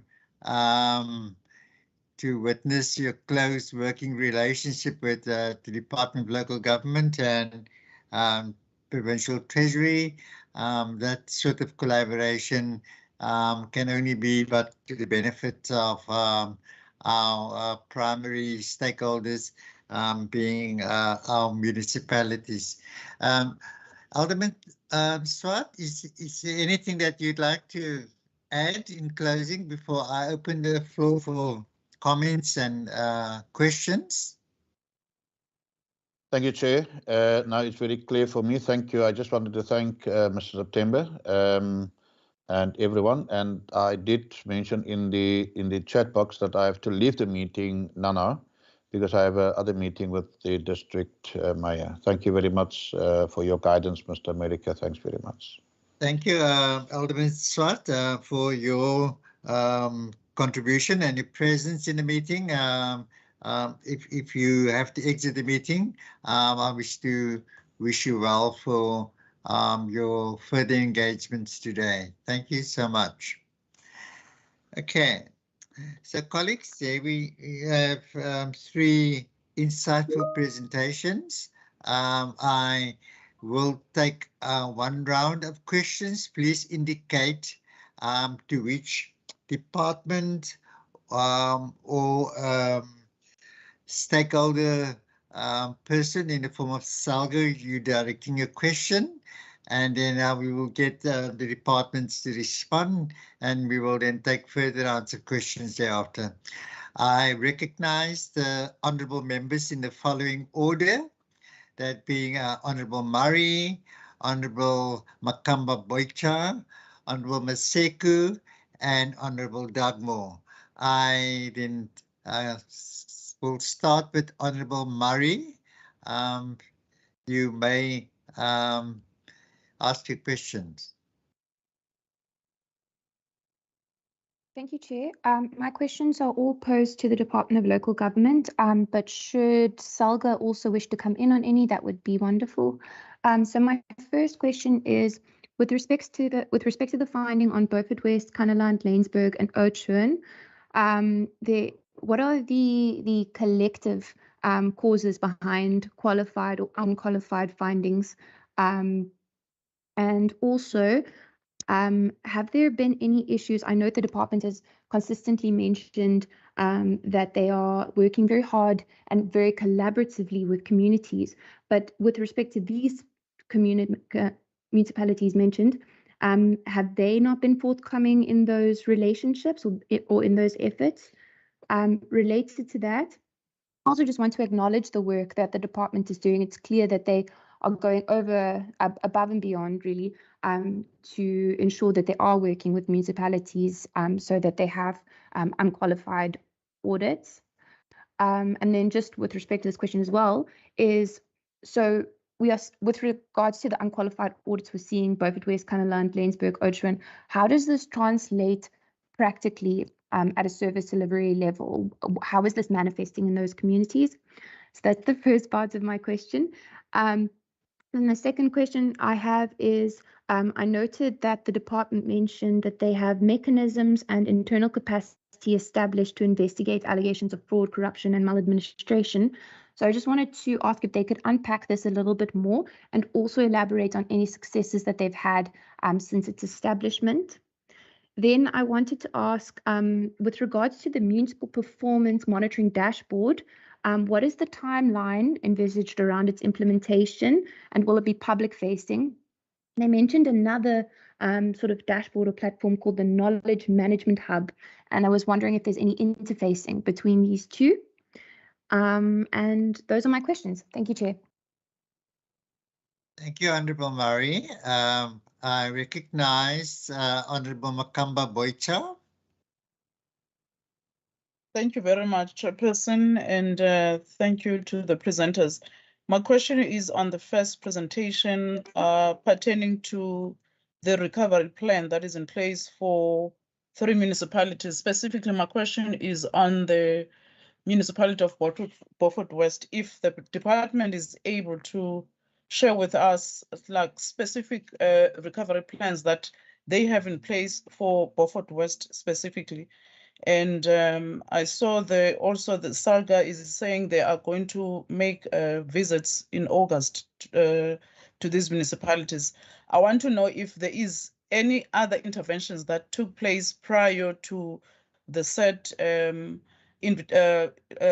visit that is going to take place now in August. So in terms of monitoring whether the recovery plans or any action plans that were put in place after the outcome of the audit. And then my second question is on the first presentation on slide 15 about the key performance appraisals. I want the department to explain to us in details as to what is it that they referring to when they talk about the key performance appraisal of intelligence. What exactly are they looking into monitoring there or measuring in that aspect? So I just need clarity on that. And then I think that's basically that. And my very last question, maybe it's a comment.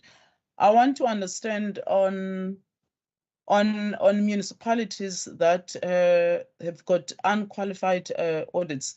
For an example, we've got municipalities who have projects that are unfinished. I want to understand from the side of the audit, how do they align unfinished products with declaring municipality having unqualified audits? For an example, we've got a municipality of George where there's maintenance of roads there that has been taking place for like over years, and those projects are still not finished.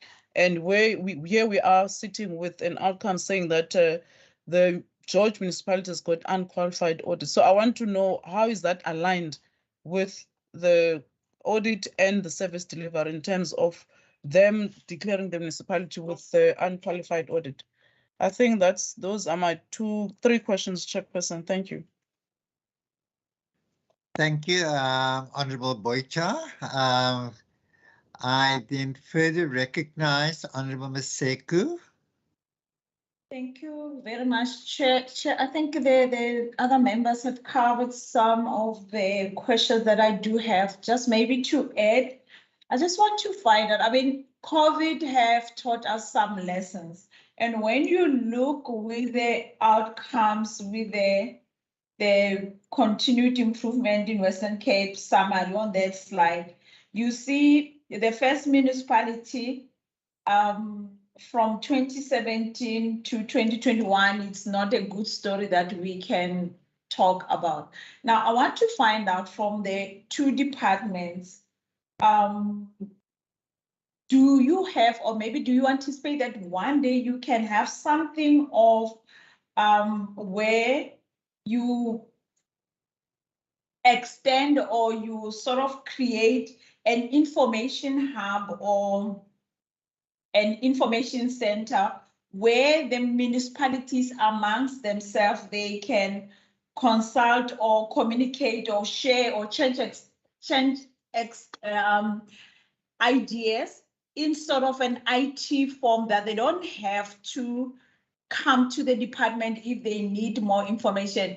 As and when they implement or as and when they want an advice, they can just access that hub to check how can they go about to make sure that maybe there is improvement that happens within those municipalities. Do you see doing that, or you have something like that? And if you do have it, maybe you can share with us to check where can we get that. Another one is that, I mean, both departments are doing a great job as a support system to the municipalities. And I think there are municipalities that we see a lot of improvement as we engage or as we do the oversight. But how do you check the outcome? How do you attach value to what you are doing in trying to assist those municipalities? And when you don't see that improvement, how do you diagnose what is it that you can do different to assist those municipalities to really be at a par with the other municipalities that are really championing the audit outcomes, but based on the service deliveries to our communities? I think that is all that is from me, Chairperson. Thank you, Honourable Ms. Teku. I think for this round, the last speaker would be Honourable Dugmore, and then the departments could respond thereafter. Honourable Dugmore, over to you. Thank you very much, Chair, members and all the officials and the leadership of SALGA and the Auditor General's Office. Chair, I think that, this meeting happens in the context where I think there would be more than a recognition, across party lines that there's a critical need to ensure service delivery and good governance, obviously in every municipality in our province and in the country as a whole. And I think the President of the country, in terms of the renewal program, has emphasized very strongly the need to act for the agencies responsible, such as the Auditor General, the Hawks, the SIU, and others, to act without fear or favor when it comes to corruption and nepotism and malfeasance in our local governments. And I think that's the context and why a meeting like this is so critical. Now, Chair, you would remember, and this will bring me to my first question, that we had the Office of the Auditor General in our meeting, I think about 2 weeks ago. And you would remember that there was a serious concern raised in the committee that since the 1st of April 2019, when the Auditor General Act was amended, giving powers to the Auditor General's Office to report material irregularities to agencies such as the Hawks, the South African Police, and others, that there was an admission by the Office of the Auditor General that since that time, the 1st of April, which is over 3 years, this is now the Office of the Auditor General in the Western Cape, not a single matter related to local government audit reports had been in fact reported.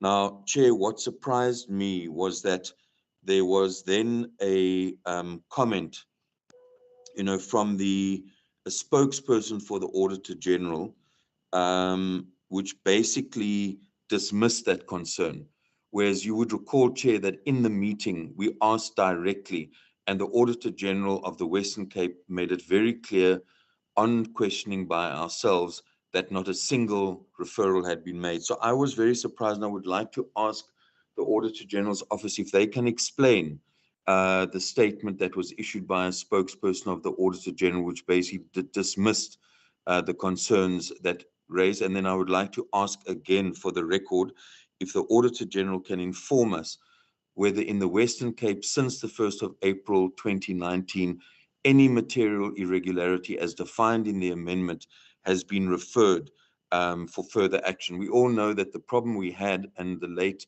Auditor General Kimi Makwetu pushed very hard for this amendment, that you cannot simply have the Auditor General reporting without any recommendations which would ensure consequence management. So that's the first issue I would like to ask. The second issue is a question to the department. There was reference in the presentation towards a district approach. I can't quite, the slide isn't in front of me, so I'm not sure how the province actually describes it, but all of us are aware of the National District Development Model being championed by the President as well as the National Minister of COGTA. And we all know that as part of that approach, not only in our province, but in all other provinces, district champions have been appointed, basically cabinet ministers. For instance, Alvin Boertes to the Eden District, Ibrahim Patel to the Boerland, Minister Creasy to the West Coast, Ministers Pandor and Tele to Cape Town, and Minister De Lille to the Overberg. So what I would like to ask the officials, in their conception of the district model from the province's side, do they recognize the involvement of the district champions as appointed by the President? Because we are also aware that MECs in our own province are deployed in different districts to play a similar role. And I mean, one of the members here has actually talked, and the officials, about the need to actually ensure a kind of a bipartisan and a cooperative governance approach. So we just keep hearing mixed messages about the alignment between what the province is doing in regard to district development interventions, which are obviously critical for what we're talking about here, and the involvement of national departments like water or the provincial and national treasury and so on. So if they could just clarify that. And then the next question relates to Kannaland. I only saw one slide. I'm not sure if there was a second slide put up about Kannaland, but I would just like to ask, the official reported in a presentation that there is going to be a COGTA as well as provincial local government, and I would presume Treasury and others, visit to Kannaland next week. So could we just ask, when is that visit and what is the agenda and who exactly will be present? Will the political leadership be there, i.e. MEC Bradell, or either the minister or the deputy minister? Because as we were informed now, Kannaland and Beaufort West are the two seriously challenged municipalities in our province. COGTA has obviously identified others in other provinces. So when is that meeting happening? Will the political principals be there, and what is the agenda for that meeting? And then also linked to Beaufort West specifically, I think one of the concerns that all of us would have across party lines is this tendency to remove officials and then to put acting officials in place, and the impact that that has on what the Treasury is trying to do in our province with the financial recovery plan. So you're dealing with one CFO the one day or one MM, and then it's replaced. Now I understand, and this is a specific question about Beaufort West, have the reports been compiled around the suspension of those three officials in Beaufort West? What is the content of those reports? Are they recommending further action, or are they recommending that their suspensions be lifted and come back into the municipality? Because I think all of these things impact very directly on what these departments, this department in the province, and the national effort to get sustainable local government going in our in our province. So those, Chairperson, are the questions I have at the moment.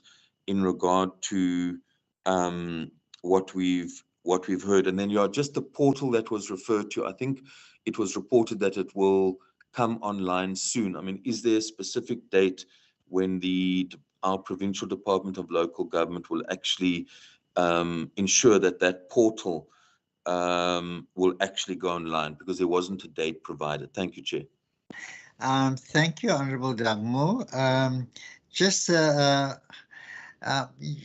your question around material irregularities, and we happen to have the officials of the AG's office in the meeting as observers.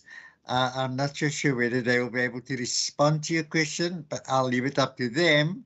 If not, and then we can certainly consider that as a resolution, and then have the office of the AG respond to it at the later stage. But I'm going to leave it up to the AG's office if they wish to respond to it. If not, then we will do it in that way. Thank you, colleagues, for the questions, the comments you'd like to that you've made. I'm going to hand over to, in the order of the presentations, that being the department. I don't know if you've captured all the questions.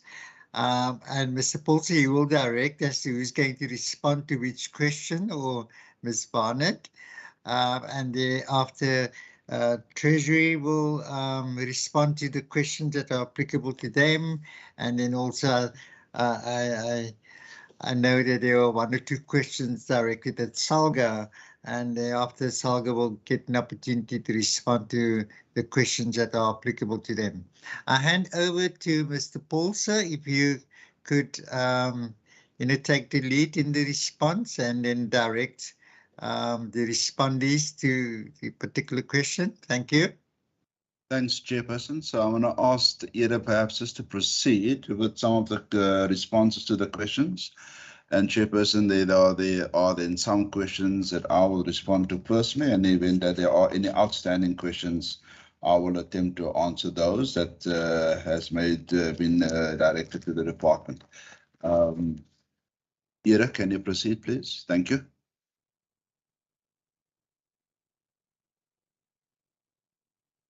Actually, thank you very much, Chairperson. I will address a few of the questions. I will start with the Honourable Member Murray. Just in terms of the findings or the causes. So what we see with the municipalities that are the ones that we have been discussing today that are experiencing challenges, the findings are a combination of a number of matters, and we have all of those details. It's normally not 1 or 2 findings. It's normally a combination of matters like supply chain and contract management. There's ICT in there, there's HR matters in there, internal controls. But I think what's important for us is to understand that it is a number of specific matters, and then as a team, then we have a look at what are the specific areas that they require support in, and therefore it's very important for us to also do this analysis, which the Treasury has shared with your good selves. How does it manifest in communities? So if we use a practical example of a municipality that are really experiencing challenges, and like in the case of Beaufort West, that do now have a financial recovery plan, we see that service delivery ultimately is being affected. So when a municipality is experiencing challenges to that regard, they're experiencing cash flow challenges, there is instability in the administration, meaning that there is a turnover. It manifests itself not only in the ability of the municipality to fulfill the functions, but also to reach out to its communities. So that is normally the last step, but also the step that is most visible. And by the time that service delivery is influenced, as provincial government, we start moving backwards towards finding the core of the problem. So most definitely service delivery is implemented, and that is also normally why that is a priority for us to try and address first. Kanaland example in my presentation, where while we are still working on putting our plan together, we have already sent our own engineers to assist with specific service delivery challenges because of the urgency thereof. Just in terms of the unit that we have established in the department, that is specifically relating to the investigations. So the work that we are doing in the investigations, our unit that deal with investigations where there are allegations of fraud, corruption and maladministration, works under two pieces of legislation. That would be Section 106 specifically of the Municipal Systems Act and also the Western Cape Monitoring and Support Act. The reason why I start there, Honourable Chairperson, is to indicate that this work is highly regulated and is performed in terms of those two pieces of legislation. Just to indicate that as we sit here, the team has dealt with allegations in 6 municipalities. 6 municipalities. We have issued and finalized reports in 3 of those municipalities. Just to indicate that normally when we receive and proceed with work of this nature, it's not a single report that is being issued. It is more than one report that may also contain more than one allegation. As soon as these reports are finalized, then if there are matters of a criminal nature, we share these with the authorities that deal with these matters further on a criminal level.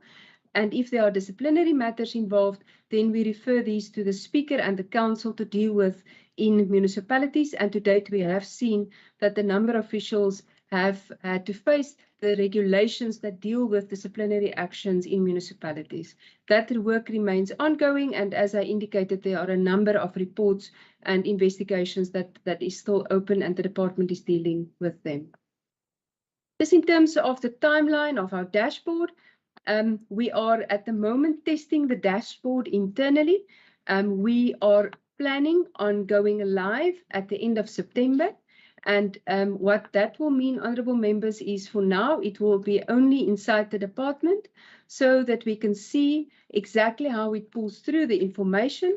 And just to connect with the question that was asked a little bit later on, it is not only the indicators, so we have indicators that comes out of its COPTA indicators coming from Circular 88, but we also have a set of our own proxy indicators. So it's a whole slew or a library of indicators that helps us to determine the status of municipalities that ultimately will culminate in the electronic or the evidence-based digital screening of a status of a municipality. For now, not outward, only inside the department, and then a decision will be taken later on about also making it available more openly, and that will happen in consultation with our HOD. Then in terms of the recovery plans, Beaufort West specifically, yes, that is a document through my chairperson, honourable chairperson, through my HOD that we can make available. Also just connected with the colleagues of the Provincial Treasury. This document is in its current format also live on the National Treasury website. So it's a document that is quite fairly and openly available, but we will make it available, chairperson, to this committee so that you have a sense of specifically the financial recovery plan at this point in time. The Section 154 support package is the document that we will finalize in the next week. Then just to indicate the unfinished projects in George, if there are specific projects, the honourable member can just make it available to us so that we can have a further look at them. And then we can provide a little bit more details specifically around those projects. I'm not aware that they were specifically raised in the AG report, but it's a matter that we can look into and provide further detail. Then the question around what can we do different, or how do we do a little bit of cross-border sharing? What I think is very important is after we have a better understanding of the challenges that some of the municipalities are facing, or specifically where some municipalities are falling short, we have also started the process as the department where we do peer learning and also where we share documents and best practice amongst municipalities. So for instance, just this very morning, we had a meeting whereby we are sharing HR policies from one municipality with all the municipalities in the province. And also secondly, some of the committees and the groups that I presented on becomes very important for peer learning and learning from each other. For instance, we have a group that's called the Municipal Property Rights Act working group that meets on a quarterly basis. And there we invite best practices to be shared with struggling municipalities or municipalities that may be experiencing difficulty or may not be as advanced.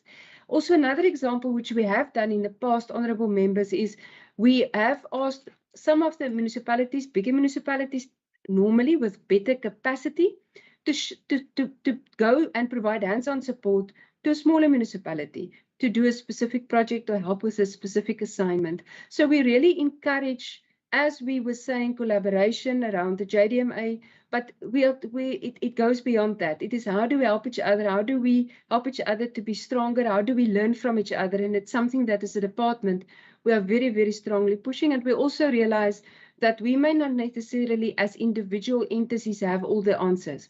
But if we sit together in a group, we may learn from each other and then share with others, and together we can become stronger.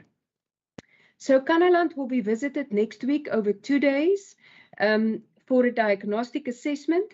Our minister has already had a meeting with the council a few weeks back. So this is already a follow-up visit.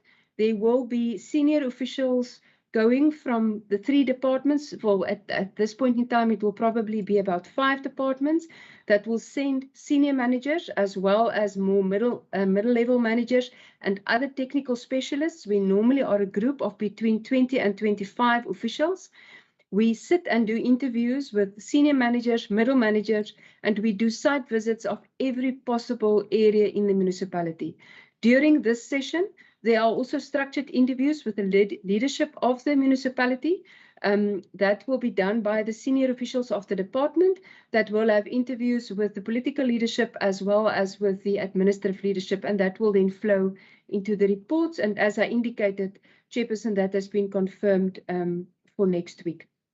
Then, just in terms of the suspension of the officials in Beaufort West, I'm sure my HOD will connect with me here, but just to indicate that in terms of the normal processes of the financial recovery plan, and this is very strongly stipulated in the MFMA, when there is a suspension and there is a financial recovery plan at the municipality, there is a very specific process that needs to be followed. Our MEC has written to the Speaker to ask what is going to happen now with these officials. We understand that there is a meeting taking place tomorrow, after which a formal response will be forthcoming to our MEC with regards to the suspension of these officials. And then after that, we will take a decision on how to proceed. I will then yield back to my HOD, Chairperson. Thank you. Thank you, Ms. Barnett. Mr. Paulser, I don't know if you want to, you indicated that you will also respond to some of the questions. Yes, just perhaps to add and to connect the era. So just in relation to the question of Member Murray, so in terms of service delivery challenges, you see from time to time that municipalities where there are challenges also experience service delivery challenges, and particularly in Laingsburg, in Kanaland, what has happened over the last while, you see that they're struggling with refuse removal, they struggle with providing certain services, given the fact that their vehicles are not in a good state. So we have approached the city of Cape Town. They normally twice a year auction off their trucks and tractors and vehicles and bakkies and so on. And in both cases, both in Kanaland and recently Laingsburg, the department has made available 500,000 and actually purchased some of the equipment from the city of Cape Town and on behalf of both municipalities, and provided these municipalities with, whether it's digger loaders, whether it's trucks, tractors, vehicles, buckets, and so on, so that service delivery can continue. And obviously the staff can then get, particularly in the case of Kanaland and so on, they can get to the water process controllers can get to the various sites to monitor the quality of water. So we see from time to time, we do get involved if you see that. just based on that, what we also see, if we do support the municipalities in this extent. We can also issue a directive in terms of 139(1). But the fundamental approach to service delivery challenges in municipalities is that our first call is to provide support to ensure that the standards are improved over time, or otherwise, as Ida has indicated, we are deploying some of our own staff, like the engineers and so on, where there are service delivery challenges in that regard. Just in the case of George, I think some of the projects, capital projects, infrastructure projects, are multi-year projects and expand over more than a single year. It can actually over the entire MTEF. But obviously, and it does not necessarily affect the outcome of the audit, given the fact that the projects, but we will most probably be able to look into that. Just on the collaboration, apart from municipalities and so on, Chairperson, that, I mean, there's a forum that we've established with the 9 provinces, where we also exchange information between the 9 departments responsible for local government in each province. So the Western Cape has chaired it for the last 2 years, where we exchange research, policy, guidance, interpretation, and so on, so that we help one another and ensure that we don't duplicate and overlap the work that we are doing. And that has been a great forum to strengthen local government, I think, in the entire country. We also have, apart from that, we have protocol agreements with 2 weeks ago, KwaZulu-Natal, as the MEC for KwaZulu-Natal for local government has visited us. Now, in the recent floods and drought, the floods in April, we've deployed a team of research and rescues from the City of Cape Town, our own disaster management staff, and also external staff. And the MEC and his department were with us about 2 weeks ago just to officially thank us.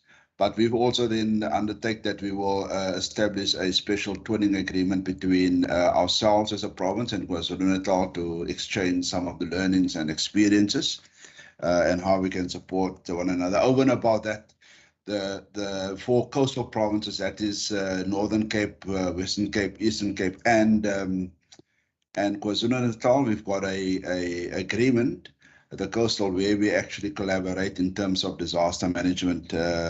So by way of exchanging and supporting one another and so on. Just on the DDM and as well as on the JDMA, the question of member Doug, Honourable Chairperson. So the JDMA in this province has, I mean, we do what we call the integrated management work for a last couple of years. In November 2018, we've conceptualized what we call the JDMA, and it stands for the Joint District and Metro Approach. And it fundamentally talks about collaboration and coordination in the province, but also between the 3 spheres of government, other stakeholders, external stakeholders, and obviously communities. And it's about how do we collectively plan, how do we collectively budget for some of the projects, but how do we also then collectively implement and so on across the. So it's so I mean, we had, since in implementation, we had lots of value emerging from it. It strengthened the relationships, it's the network, but it also helped with operational projects, with operational blockages, but it also focused on what we call catalytic projects, where we actually want to stimulate growth and development in some of the municipalities or in municipalities in general, and also in districts. So I think it's in February, the President Ramaphosa has also announced then the DDM, and it was followed up by announcements by the National Minister for Auditor. We have worked with the National Department on rolling out the DDM, and at some point in time I've personally written to the National DG of Auditor and said the Provincial Cabinet has adopted the JDMA in this province. There's similarities in terms of the JDMA and the DDM, but it's also dissimilarities and so on.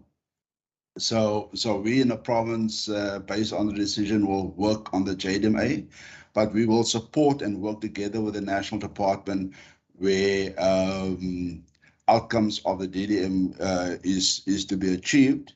The national DG has then responded and they recognize that in this province we're doing the JDMA and they're in support of it, and have asked in a way that we've suggested that while this province works on the JDMA, that in terms of the outcomes that we also support the DDM. So there are similarities. Just on the notion of the national champions and the provincial champions. So I mean, I've carried something in the cabinet to say that. So we've worked, Chairperson. We use this methodology, the collaboration and coordination.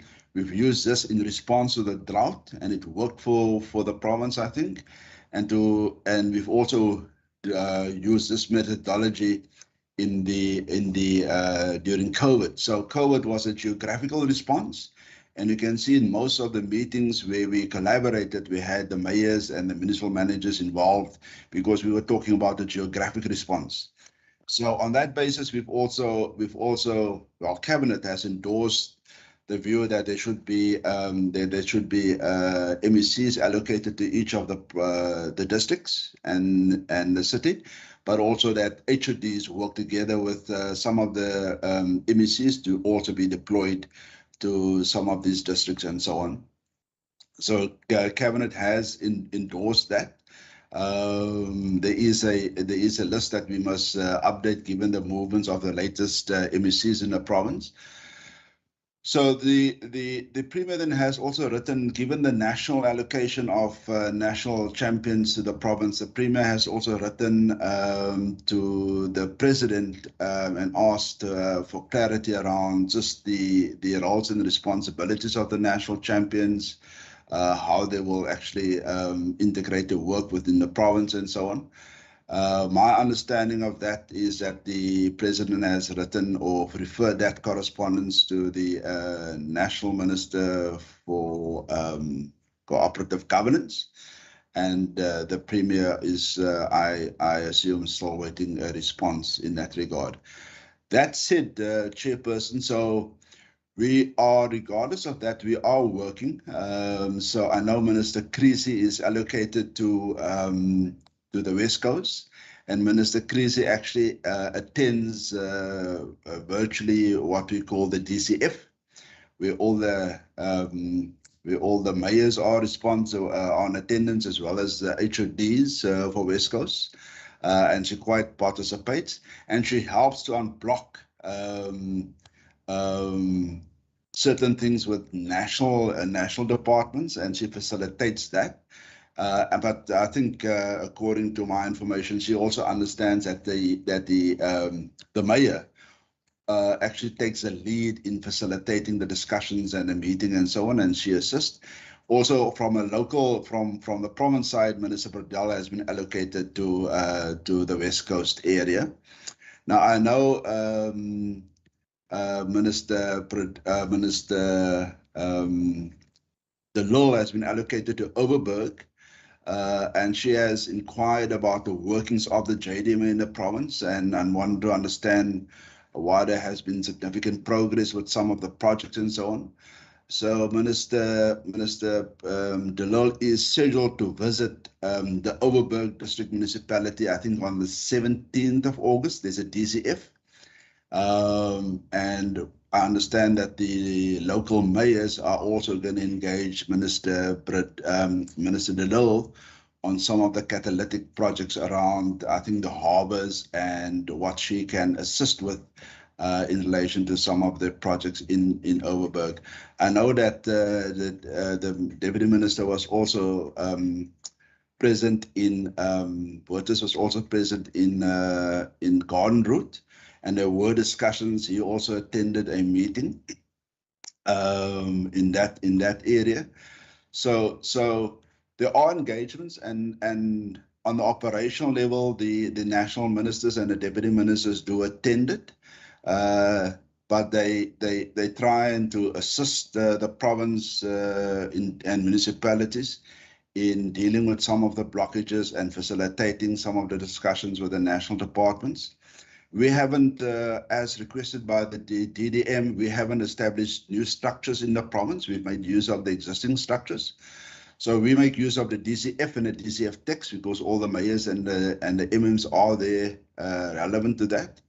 And the department then facilitates who we bring to these. I mean, if there's challenges around or projects around, say, roads, we will invite the MEC in the province for roads, and we will invite the head of department to facilitate and to actually attend and help deal with some of the challenges in relation to that. So in many of the districts, we have had good support, good progress, and good implementation of some of the projects. And there's actually economic opportunity, growth, and development as a result of this initiative, the methodology on the JNMA. What I wish to add in this, I think we had good IGR structures functioning in the province. And on a level, Chairperson, in terms of the JDMA, we have what we call district teams. So the district teams consist of the district itself, representative of district and of each local municipality. In my department, we have the JDM lead that coordinate on that operational level, like Ira Barnard, Nizuku, and other senior managers in the department are the leads. But then we have a representative of each provincial department on that team. But then we also have this African police, we have water and sanitation, we have justice, and we have a number of national departments that are participating on a local level and collaborate and coordinate some of the initiatives around that. Just on the last point of so there has been great success and we monitored. And we also wish to take a cabinet submission in due course to cabinet, just to update cabinet on the progress of the implementation of the JDMA. We're also taking, Chairperson, perhaps just in conclusion, also a cabinet submission on the state of local government. And we are providing input into a national initiative of a 21-year review on local government that will also be presented to our national colleagues. Just in relation to Beaufort West, as Ira has indicated, the Minister has right on a number of occasions to understand why, what are the allegations and what are the reasons for the suspension and stuff like that of the officials. So the 3 officials were suspended. They were suspended on a 3-month basis. That expires tomorrow. And the municipality had a 30-day time period in terms of law to undertake an investigation and to come up what the recommendations and the findings were. So if nothing comes of any, we understand that there has been an investigation. We haven't had sight of any reports and so on, but we understand today there is a council meeting in Beaufort West. So we suspect that maybe a report will be placed before council in relation to this, to the findings and so on. We do not know the content of what the findings are. But in the event that it's not the case today in council, the 3 officials most probably in law, given the 3-month extensions and there's no further delay and they haven't been informed about any further delays, can return to work tomorrow, Chairperson. Thank you very much. Thank you, Mr. Paulser. I hand over to Provincial Treasury, Mr. Savage.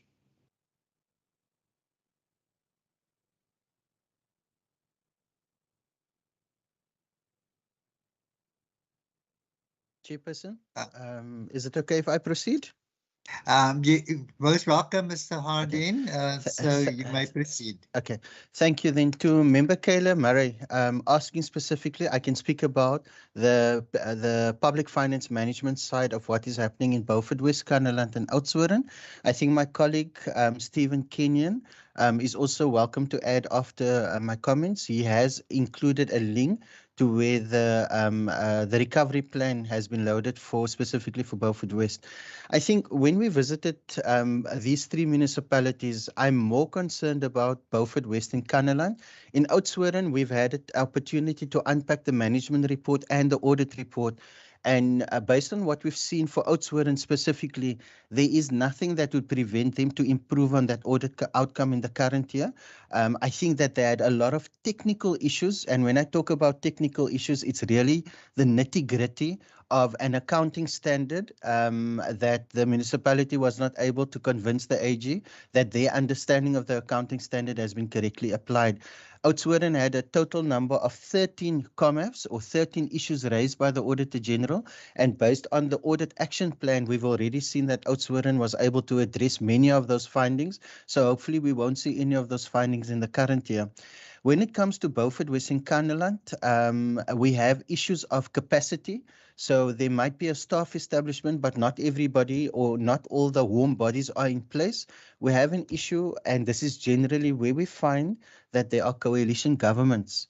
There is political instability. And when you find political instability, when the ones that must give direction to the administration, when there is no stability there, the administration finds themselves in a very difficult situation that they're not always able to implement specific policies and procedures. And we do find that we have, where we have the coalition governments, we actually have to keep a much tighter hand on those municipalities in terms of the information that we get from whatever reports they supply to us. Then I must also say that in the space of coalition governments, we are finding it increasingly more and more difficult because the issue of accountability or the lack of accountability comes very much to the fore. That's the comments that I can make specifically to Member Murray. When it comes to Member Nasipo Botia that was speaking about the recovery plan, I think Stephen as well as Dian is welcome to come in, but we can make available the recovery plan to see the specifics that we have engaged with the municipalities, that they have indicated that what is their path to recovery, what is it that they're going to supply Provincial Treasury on a monthly basis, and I have it on record to say that almost on a weekly basis we are having meetings with these municipalities that finds them in a very difficult situation. When it comes to performance appraisals, I'm not sure if that question has been answered, but when it comes to intelligence, even within the Provincial Treasury, we have engineered ourselves differently so that we have a team that specifically looks after a municipality.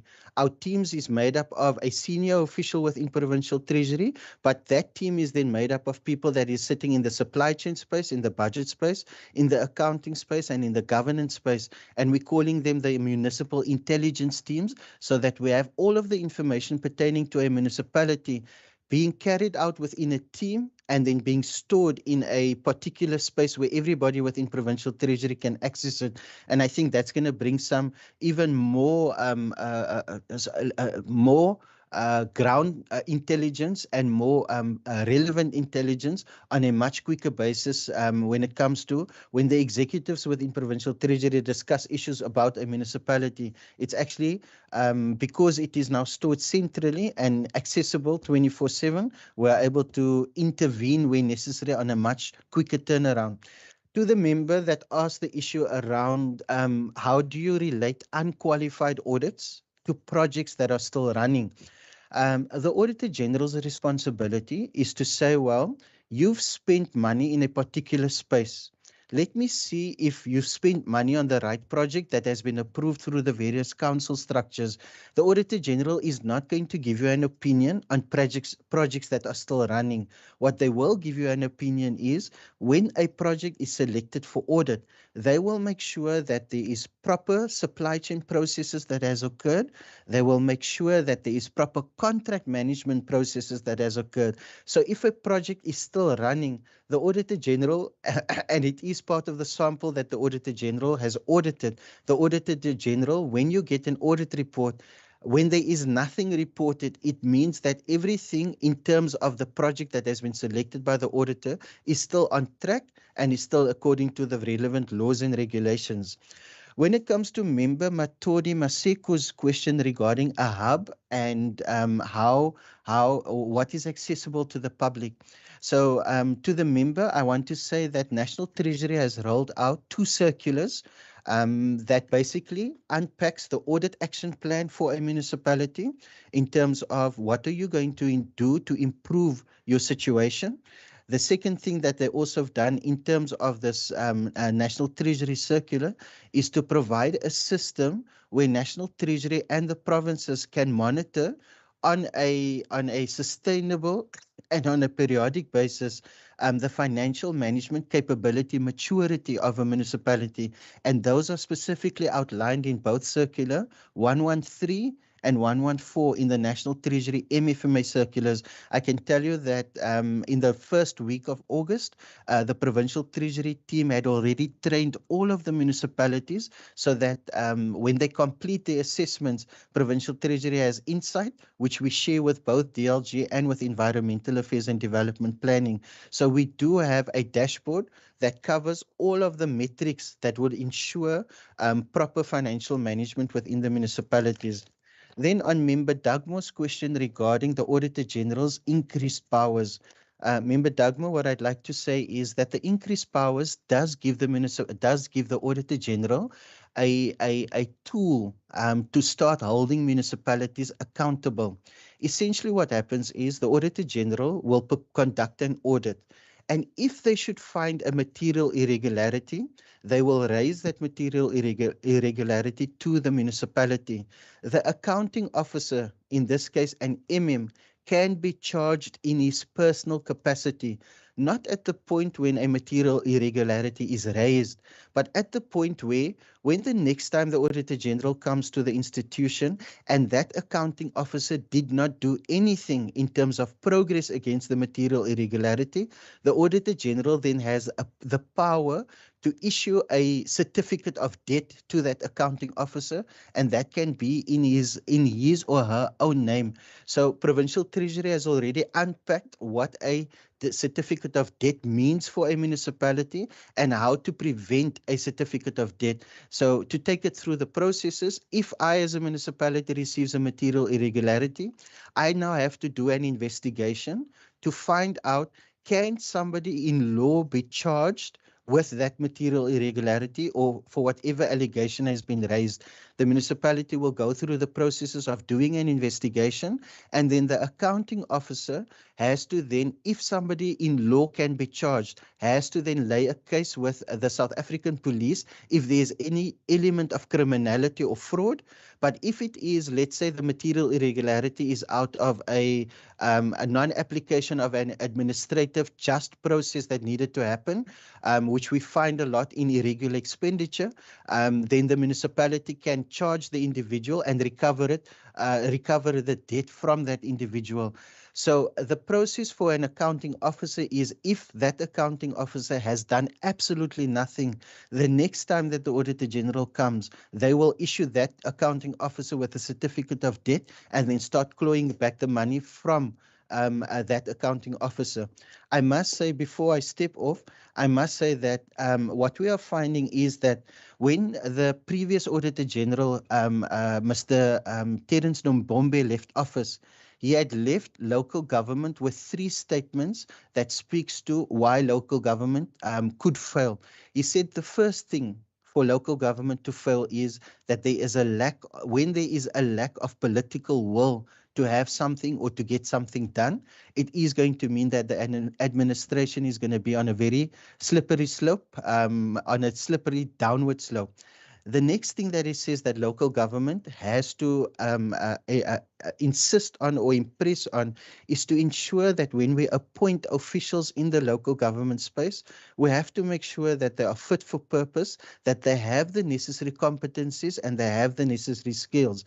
And then the last thing that the AG indicated was that there is little to no consequence management. And you would see since the AG, since Terence Nombombe had left office, I think that the Western Cape government, and more specifically the Western Cape Provincial Treasury, has aligned their processes to deal with consequence management, to deal with competencies and skill, and then to deal with, when we do our interventions, we deal directly with the whether it be the mayor, as well as his entire administrative staff, including the MM, the CFO, and all of the directors that would report to the MM. So what we've tried to do is align our processes to what we know and what we experience is resulting in the failures in the municipal space. Thanks, Chairperson. Thank you, Mr. Harding. I don't know if Mr. Kenyon is going to add to what you mentioned earlier. Good morning, Chair and committee members. Apologies that I joined the meeting a little bit late this morning. I had to actually chair the weekly check-in meeting with the Beaufort West municipality that my colleague Nkosinathi September from Salga explained to you guys. I think you've had a very good overview of all of the interactions from all three partners here, DLG and Provincial Treasury and Salga, and I think you've seen how we all work together in all of these structures in a very collaborative manner, so I'm not going to add to or repeat any of that. Thank you very much, Chair. Thank you, Mr. Kenyon. Much appreciated.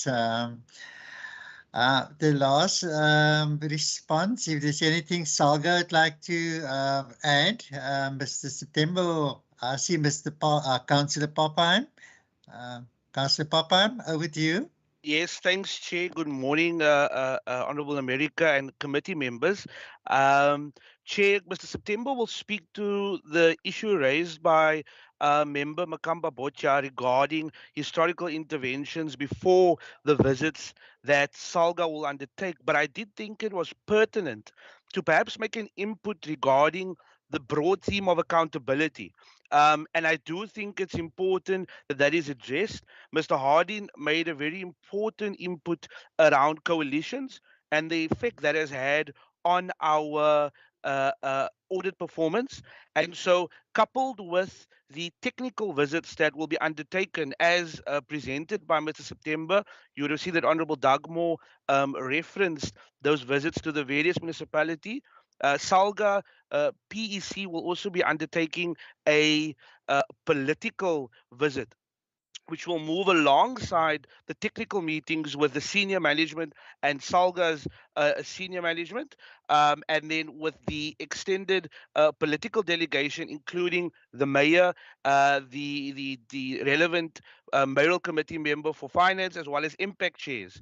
And I think that is a pertinent point to raise too, Chair, the role of impact. And so under the portfolio which I chair, we have a forum referred to as the Impact Forum for every single impact chairperson in the Western Cape, where we will, over the coming weeks, capacitate and have trainings that will assist impact chairs in executing their duties.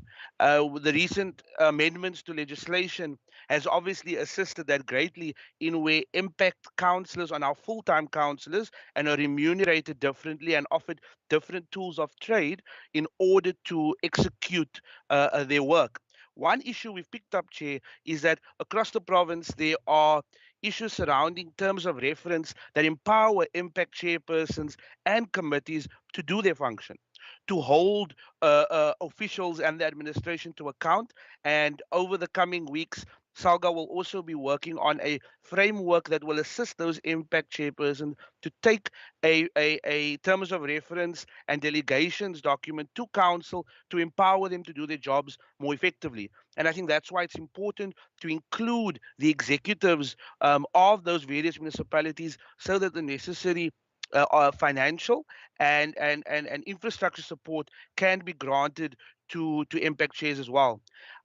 Chair, I'm very careful for the correlation and causation effect, but I do think there is merit to the idea of coalitions and the role they play within the instability that takes place in our municipalities. Next to Gauteng, we are one of the provinces that has the most coalitions in the country. And what we find is, Chair, that when politicians are focused on party politics and partisan politics, their important oversight function isn't being done effectively. And that's where we find, at very least in the administration, instances of corruption, maladministration takes place. And so SALGA is also embarking on a coalitions framework which will support targeted municipalities where there's a clear correlation between the audit outcomes and non-performance and the political instability. So I thought, Chairperson America, it was important to give that context and political input as to what SALGA is undertaking as well. With your indulgence, I'll just ask Mr. September to address the interventions on a technical level before the visits that SALGA has undertaken, Chair. Thanks. Thank you. Thank you.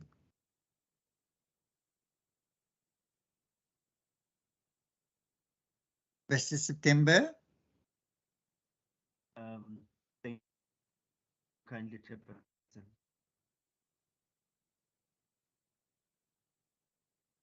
This is September. We can't hear you on mute, or I don't know.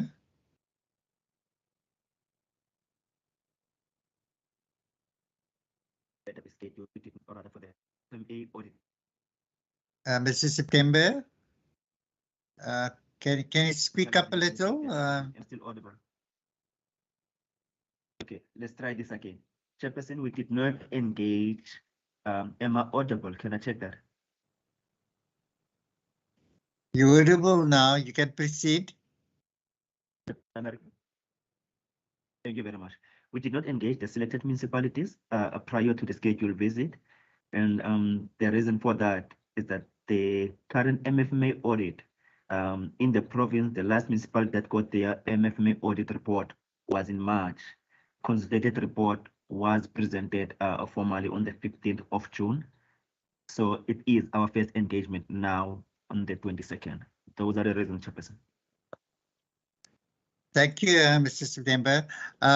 Thank you for the responses from the department and Provincial Treasury. I'm going to just allow members to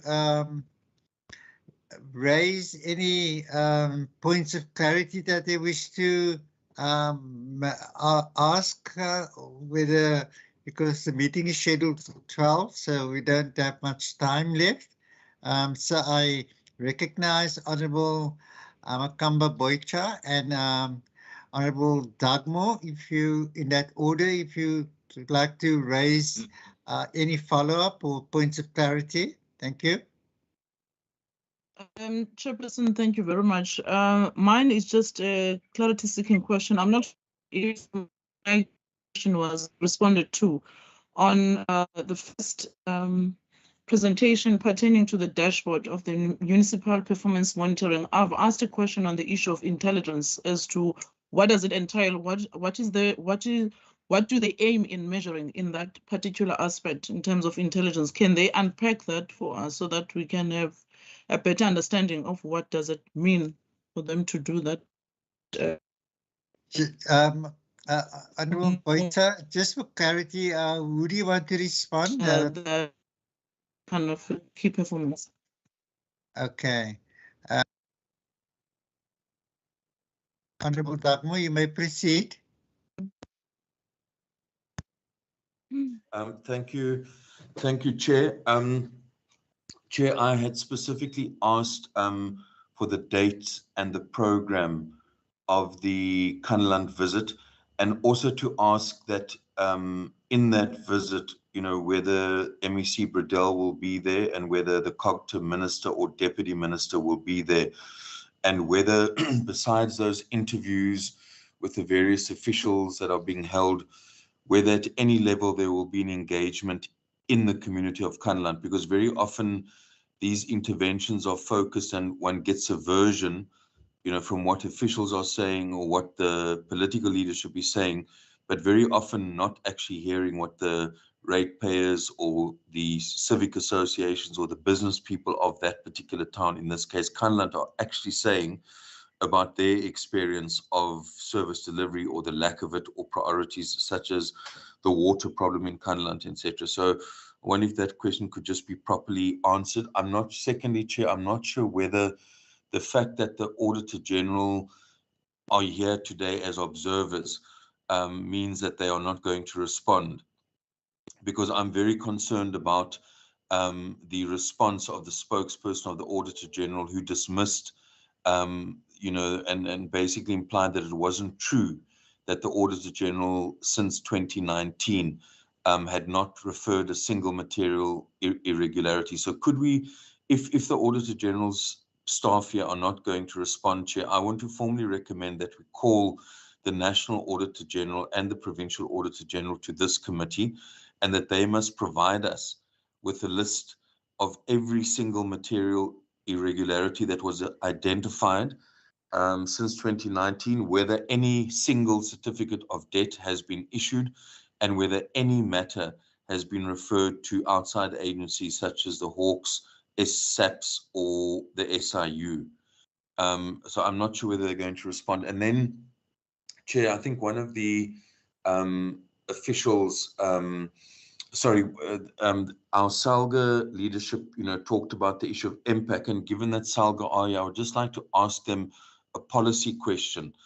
It's very clear that there is a convention that opposition councillors should chair the impact, but we have the unfortunate situation that in 2 DA-controlled municipalities in the West Coast, that those positions are actually allocated to DA members, to DA councillors. Does SALGA have a formal position? Do they accept that a member of the opposition in that particular municipality should be the impact chair or not? I think that would be important for us to clarify, because it assists the work that all the departments are actually trying to do, and it adds to the issue of accountability. And then finally, Chair, I also want to bring a matter to your attention which impacts on this discussion, is that we have received reports, and we're talking about Kanland in particular, that another MEC, not the MEC for local government, but in fact MEC Simmers, has allegedly attempted to intervene to try and secure the removal of the acting MM in Kanland, and to then have the appointment of an official from George, Mr. Jordan, who had actually been dismissed from the George municipality regarding investments in Old Mutual. So, Chair, could I just ask, and that's why, again, we did accept the apologies of the MECs to have a cabinet meeting. And I think in meetings like this, we should really try and schedule them so that the MECs can be involved, because maybe Mr. Pulse is not able to respond to that question. But I think as the leadership of this committee, we need to call both MEC Simmers and Bradell to check whether these allegations in regard to Kanland, the attempted removal of the acting MM, are true or not. Thank you. Thank you, Honourable Dagmo. In relation to your question to the Auditor General, I think perhaps we need to put those questions in writing in the form of a resolution and then submit it to the office, and then we'll get a more comprehensive response to those questions. It's just a thought, because I don't think that in this meeting the Office of the Auditor General can respond to that particular question, since they have not been invited as a participant to this meeting. Insofar as the other questions are concerned, I'll hand over to the department to respond to your questions in that regard, and to Honourable Makamba Boitsa's question, and then to Councillor Papheim to respond to the question relating to the impact question you've raised, Honourable Dagmo. Thank you. Mr. Paulsa, and over to you. Thank you, Chairperson, and thank you for the questions by the honourable members. I'm going to just ask Eda to respond to the question around the dashboard and intelligence, but let me go first, Chairperson. So just on the dates, I think it's you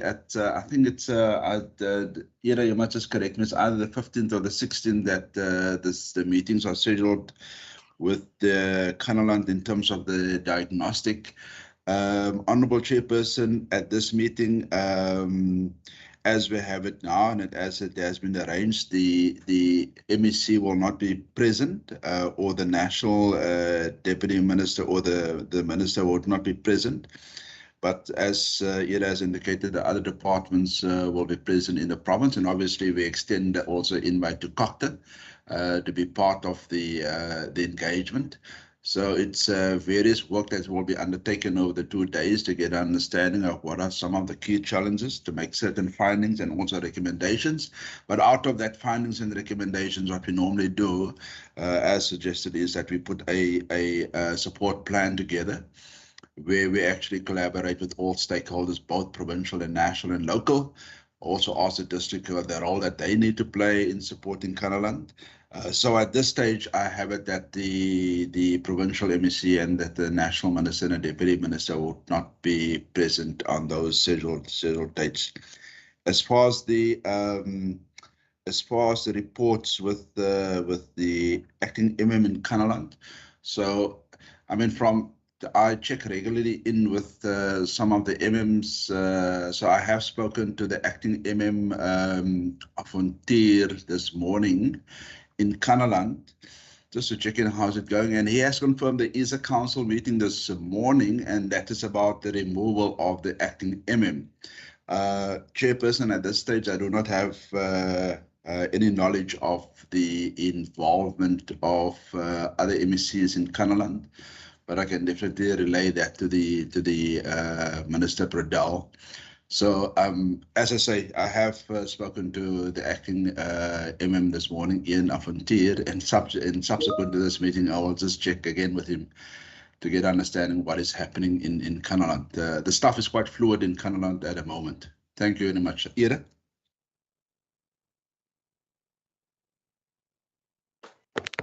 Thank you, HOD.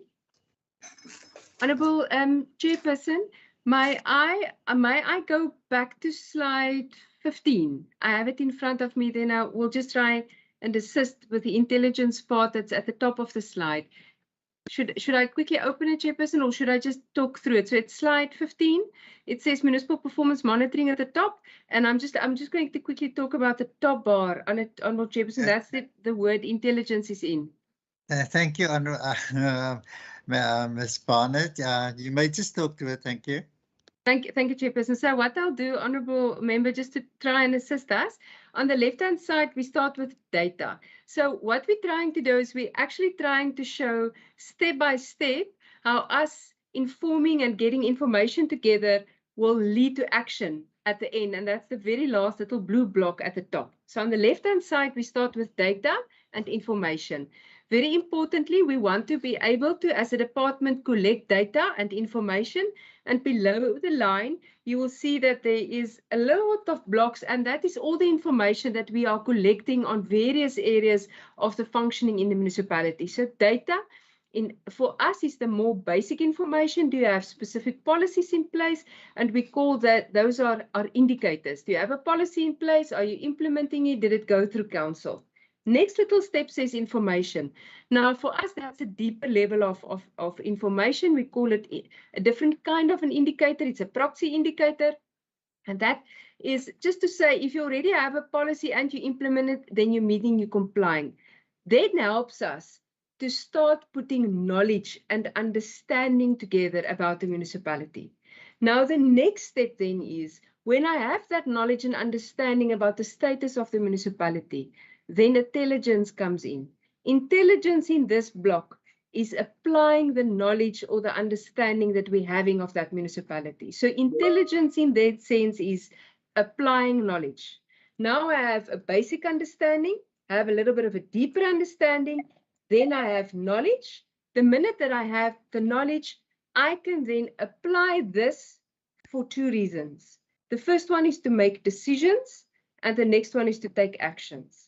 So intelligence in this instance, Chairperson, is applying knowledge, applying understanding that will be a roadmap for me or guide me to take a decision and then also to take action. I hope that clarifies, Chairperson, and assists the intelligence part a little bit.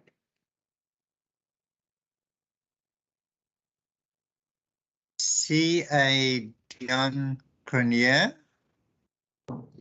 Thank you, Chairperson. I just wanted to add to what Ida and I think many of the other colleagues reiterated throughout the course of the morning, to add to the context of evidence-based planning, to specifically from a Provincial Treasury point of view, what we look, I think that early warning mechanism idea is so relevant and applicable to anticipate, as we mentioned, anticipate concerns and risk before it actually emanates or go over into financial operational risk. So just to mention for the committee, some of the technical indicators that we specifically look at includes our monthly financial statements, 71 of them, FMA, the quarterly performance reports, the annual reports in terms of 127, the mid-year reports.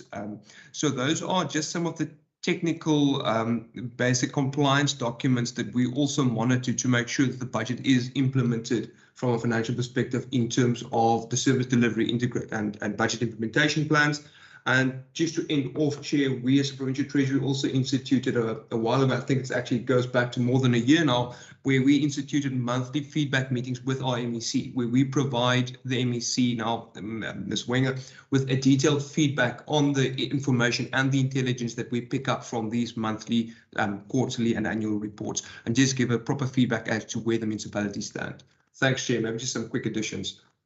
Thank you, Mr. Creditor, for that addition. Councillor Popham, you're the last person that's going to speak to the question raised by Honourable Dagmo. Councillor. Thank you, Chairperson, and thank you, Honourable Dagmo, for the question. While certainly historically it has been a convention and not a rule or law, further to that, with the recent amendments of the Municipal Structures Act, it has been made a recommendation that it should be an opposition councillor, but it's not obligatory for municipalities. Ultimately, impact chairpersons are now Section 79 chairpersons, honourable members, and therefore are appointed by council and accountable directly to council within the relevant delegations in terms of reference approved for them. So certainly SALGA's position would be that of the legislation, but also highlighting the accountability of the impact chairperson to the relevant council. Thanks, Chair.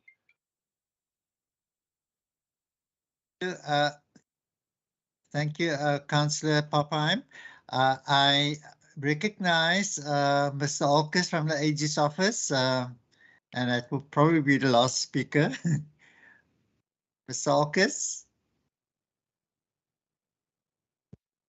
Good morning, Chairperson, Honourable Chair, and good morning to the honourable members.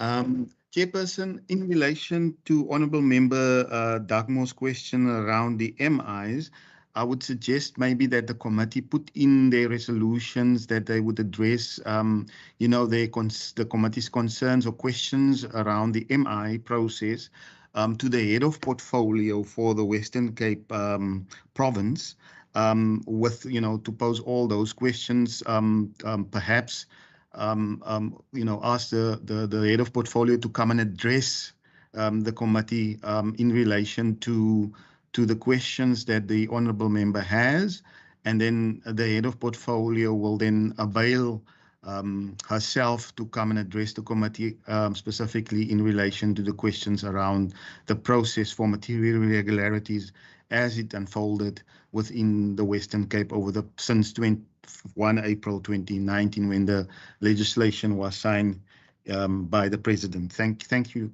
Honourable Chair. Thank you, Mr. Alkes.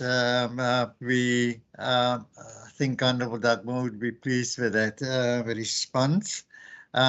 Colleagues, we just moved beyond 12. The meeting is scheduled till 12.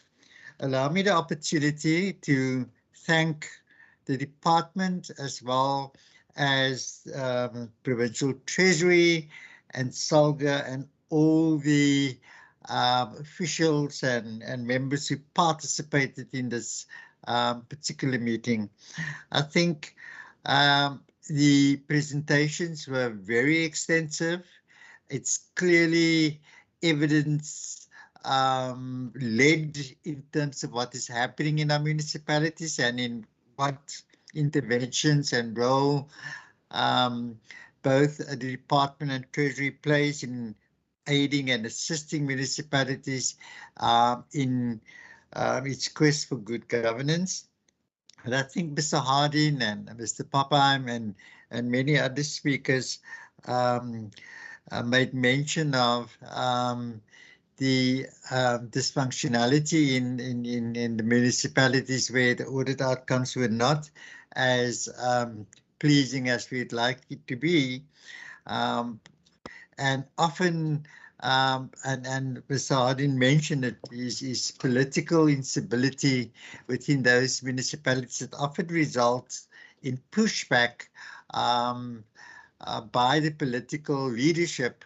And often it is not the administration that is at fault in terms of, resulting in this sort of not so pleasing audit outcomes. Because ultimately, if we want to fix those municipalities that were highlighted in our audit reports, is that we need to fix the politics in those municipalities, because it is the politics that is influencing the administration very negatively. It pushes back on clean governance and compliance matters, and that's the only way in which we're going to fix those municipalities, because if the politics are fixed, we will attract the correct and the suitable ethical personnel also to those municipalities. So in a nutshell, from the committee's perspective, we are very appreciative of the hard work that both Treasury and the department plays in supporting our municipalities and going beyond the normal sort of call of duty to assist municipalities, and we can see in terms of the sort of overall governance and outcomes of municipalities that it is evidence from the support that they get from our Treasury and our department. So on that note, we want to thank the Provincial Treasury under the leadership of Mr. Savage, and of course Mr. Hardin, who is primarily responsible for municipalities, and as well as the Department of Local Government on behalf of Mr. Graham Paulser and Ms. Barnett and the senior management team. We are much grateful that for the role that you play, and also to Salga, your supportive role that you play to municipalities. It all in this whole ecosystem that we operate in contribute to good governance in the Western Cape. And as I was saying in an earlier statement, that one municipality where there's misgovernance is one municipality too many, and we will and we should fix all our municipalities, because ultimately it is in the interest of service delivery and good governance. So thank you, colleagues, and thank you, officials. So I'm going to give an opportunity for the officials and the department to exit the meeting, and the members will stay behind for another 10 minutes to just deal with resolutions, and then it will be the end of the meeting. So thank you, colleagues, and officials, and Salga, you may leave the meeting. Thank you. Thank you, Chairperson. Thank you.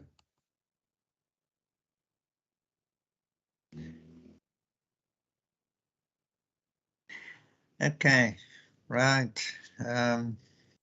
Okay, colleagues, I think most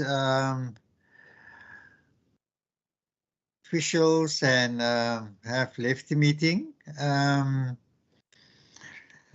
So resolutions. There was this suggestion raised by Mr. Alkes in relation to the input from Honourable Dugmore, that we need to invite the head of the portfolio in the Western Cape to address the committee with regard to the material irregularity question that Honourable Dugmore raised. Are we going to list that down as a resolution? Honourable Maseko, I recognize you. Yeah, I'm just trying to find out if it's possible, because already we dealt with that issue from the scoper side. If we can ask maybe if Dustin has got the information to distribute to the members, like Member Dugmore and Member Makamba Boja, those that are not in the scoper. And then after they've seen that, is then that they can decide if they still want that engagement, because the presentation was clear and was giving more in-depth information about the question that is asking us to put on as a resolution, if that is okay with them. Thank you, Honourable Maseko. Just, just one concern I have, is that whether we're going to have time, because our programs are so congested, and then soon we'll be entering the annual report period, and where the AG will certainly be attending those sort of processes on a regular basis. So I'm not going to speak on behalf of Honourable Dugmore. He can speak for himself, and I recognize him, Honourable Dugmore. Thank you, Chair. Chair, not to delay the meeting, I don't think it's, I mean, I hear what the member is saying, Member Maseko, but this is a local government committee. It's not the Public Accounts Committee. And from what we've heard previously and what we heard again today, I think there's clear justification. I don't think we can just be given a report. I mean, we don't know what's in that report. We want to actually engage specifically about the evidence we heard 2 weeks ago, what we heard again today. And I take your point about time, but I think this is a really critical need for this committee, which obviously has broad oversight over the department, who in turn have oversight over municipalities. And I think we really need to get on top of this issue to try and understand, is this a trend generally in the country that since the legislation has been amended, there hasn't been actual referrals or certificates of debt, etc. So I would still motivate, Chair, that we find some time that we address the specific questions that we've raised, and then invite the Auditor General possibly just for half an hour and slot her into one of our other meetings. Thanks. Okay, thank you, Honourable Dugmore. I think we should do that, and I will arrange with the procedural officer that we will find a time where we can, accommodate such a discussion. Thank you. The second resolution, I think, the Beaufort West recovery plan. We should request, Johan, a copy of the recovery plan that should be made available to members for monitoring purposes. Are there any other resolutions, colleagues, that you'd like us to record? Going once. Johan, do you have any resolutions that we may have missed? Chairperson. Yes. I had my hand up. I didn't see. No, okay, no, it's fine. My one is, you've already covered it on the issue of the recovery plan, that you need to have access to that. And the second one is it possible to get an extended invitation to the visit by the Minister of, I think it's Public Works from National, if we can probably as a committee form part of that delegation? can you just add, for clarity purposes, extend a visit to the Minister of Infrastructure? Where to?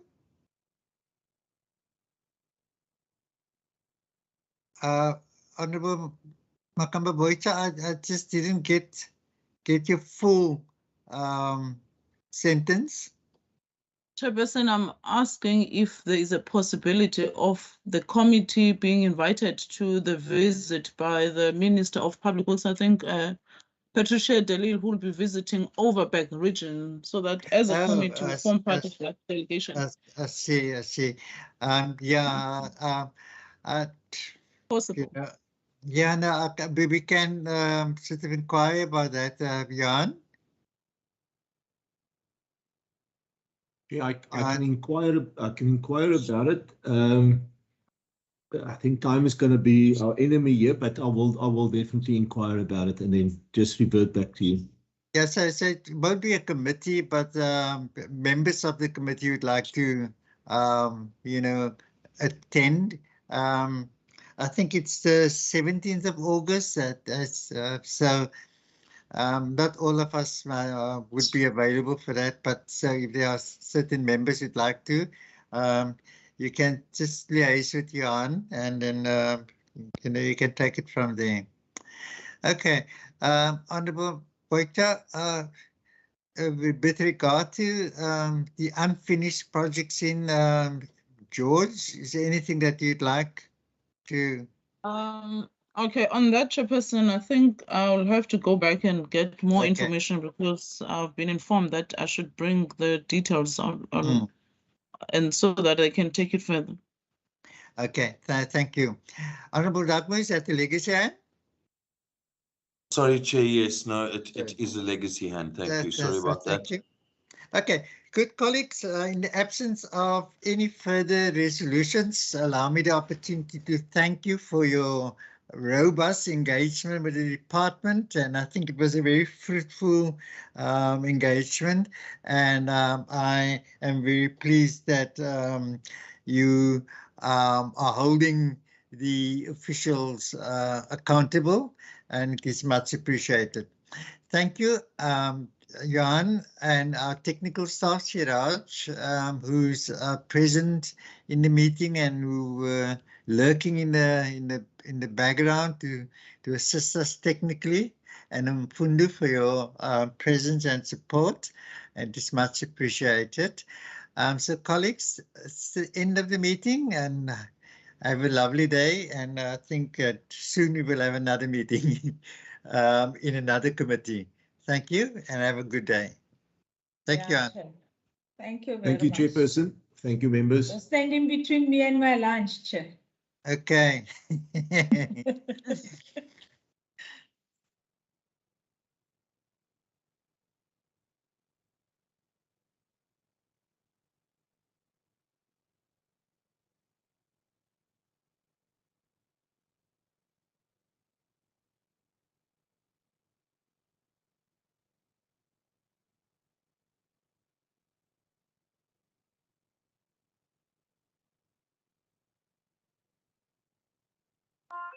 Nomsi, thanks a lot. Thanks, Shiraz. Stop, Johan. Did you? Thank you. Did you stop the meeting? Yes. Listen, man. Where's Siraj? Siraj, are you still here? Siraj.